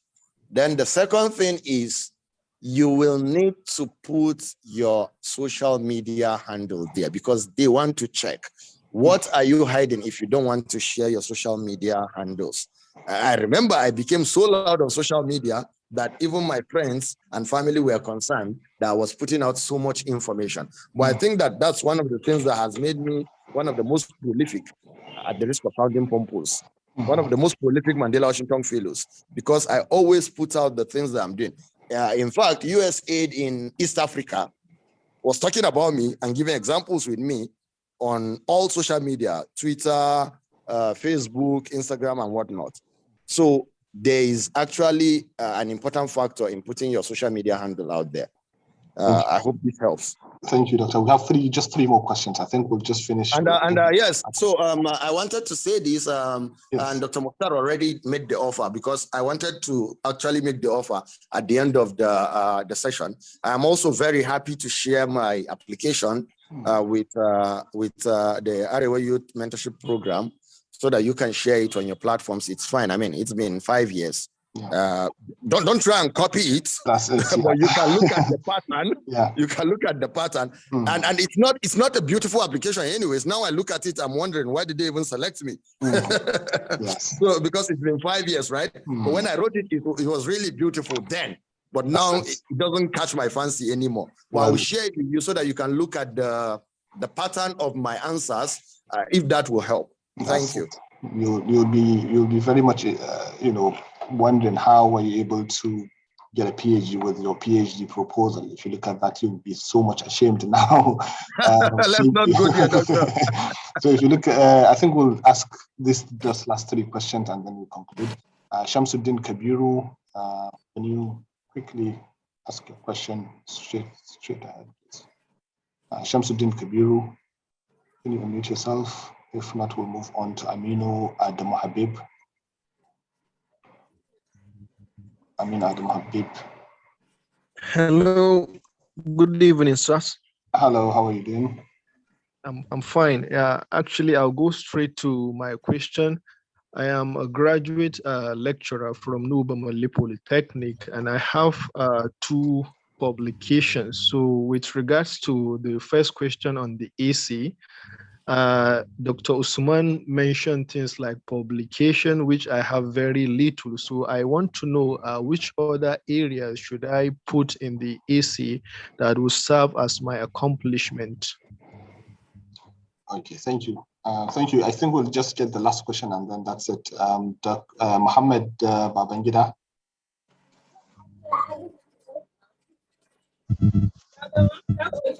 Hello, good evening, sir. Hello. Yes, sir. Can you hear me? Yes, we can. Yes, sir. Want to ask concerning these CDS that corpus used to hold. Can someone add it as a volunteering work, or it's not? All right, thank you very much. So, Doctor, we have 2 questions. One is about few publications, and it's thinking of other things that you could add, and then the second is talking about CDS.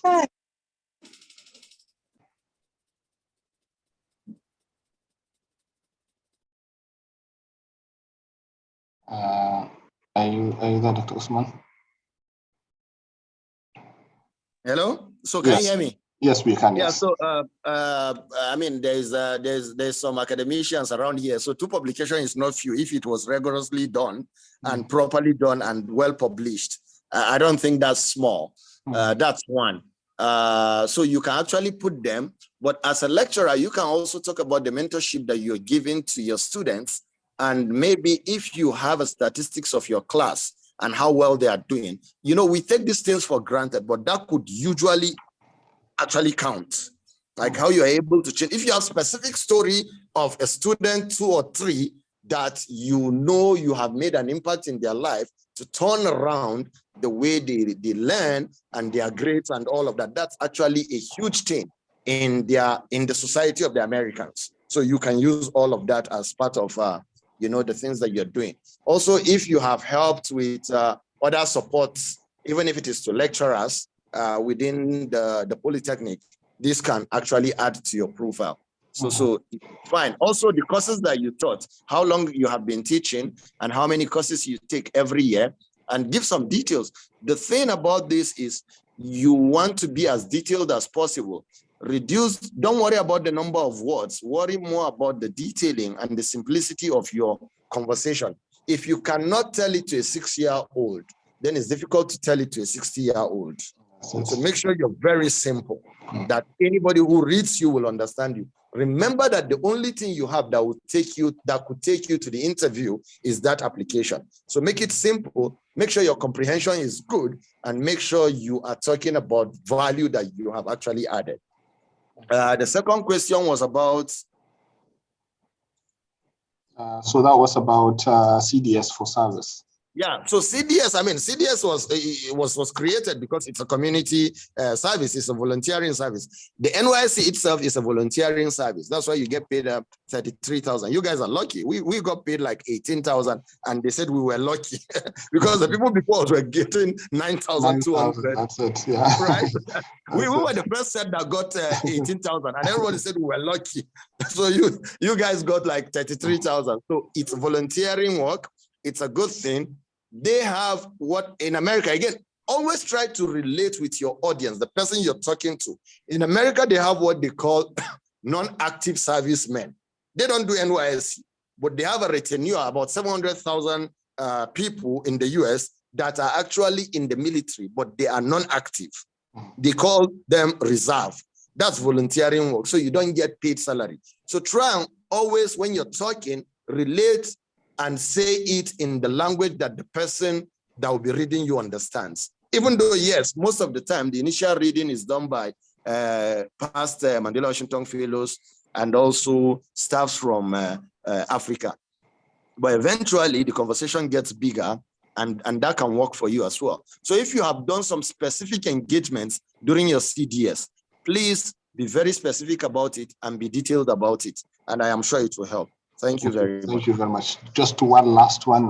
Dr. Yakubu, can you just read through this one? And I know it's time. I do apologize for that, but I've tried to ask the person who asked the question to unmute himself, but he couldn't twice. Dr. Yakubu, can you see that in the chat box? If you could just read that and then give us the closing remarks, and inshallah we'll call it. Yeah, I think you sent some text. Yes. He said to Dr. Usman, I'm currently doing my NYSC and I have started a lot of impactful activities for farmers in my community.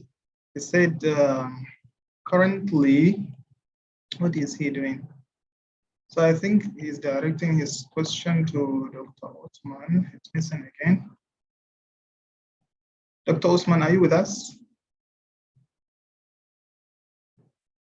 Hello?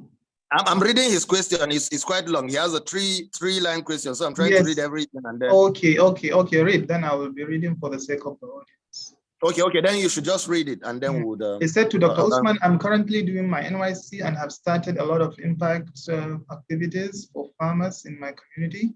Currently, I registered my business at the moment. Can I leverage on an experience I had impacting rural farmers while working as an extension officer from 2018 to 2020 under Empower and later temporarily under the Ministry of Agriculture? This is one question. Then he said, can I also use this experience from the work as my professional experience and as a track record of my impact?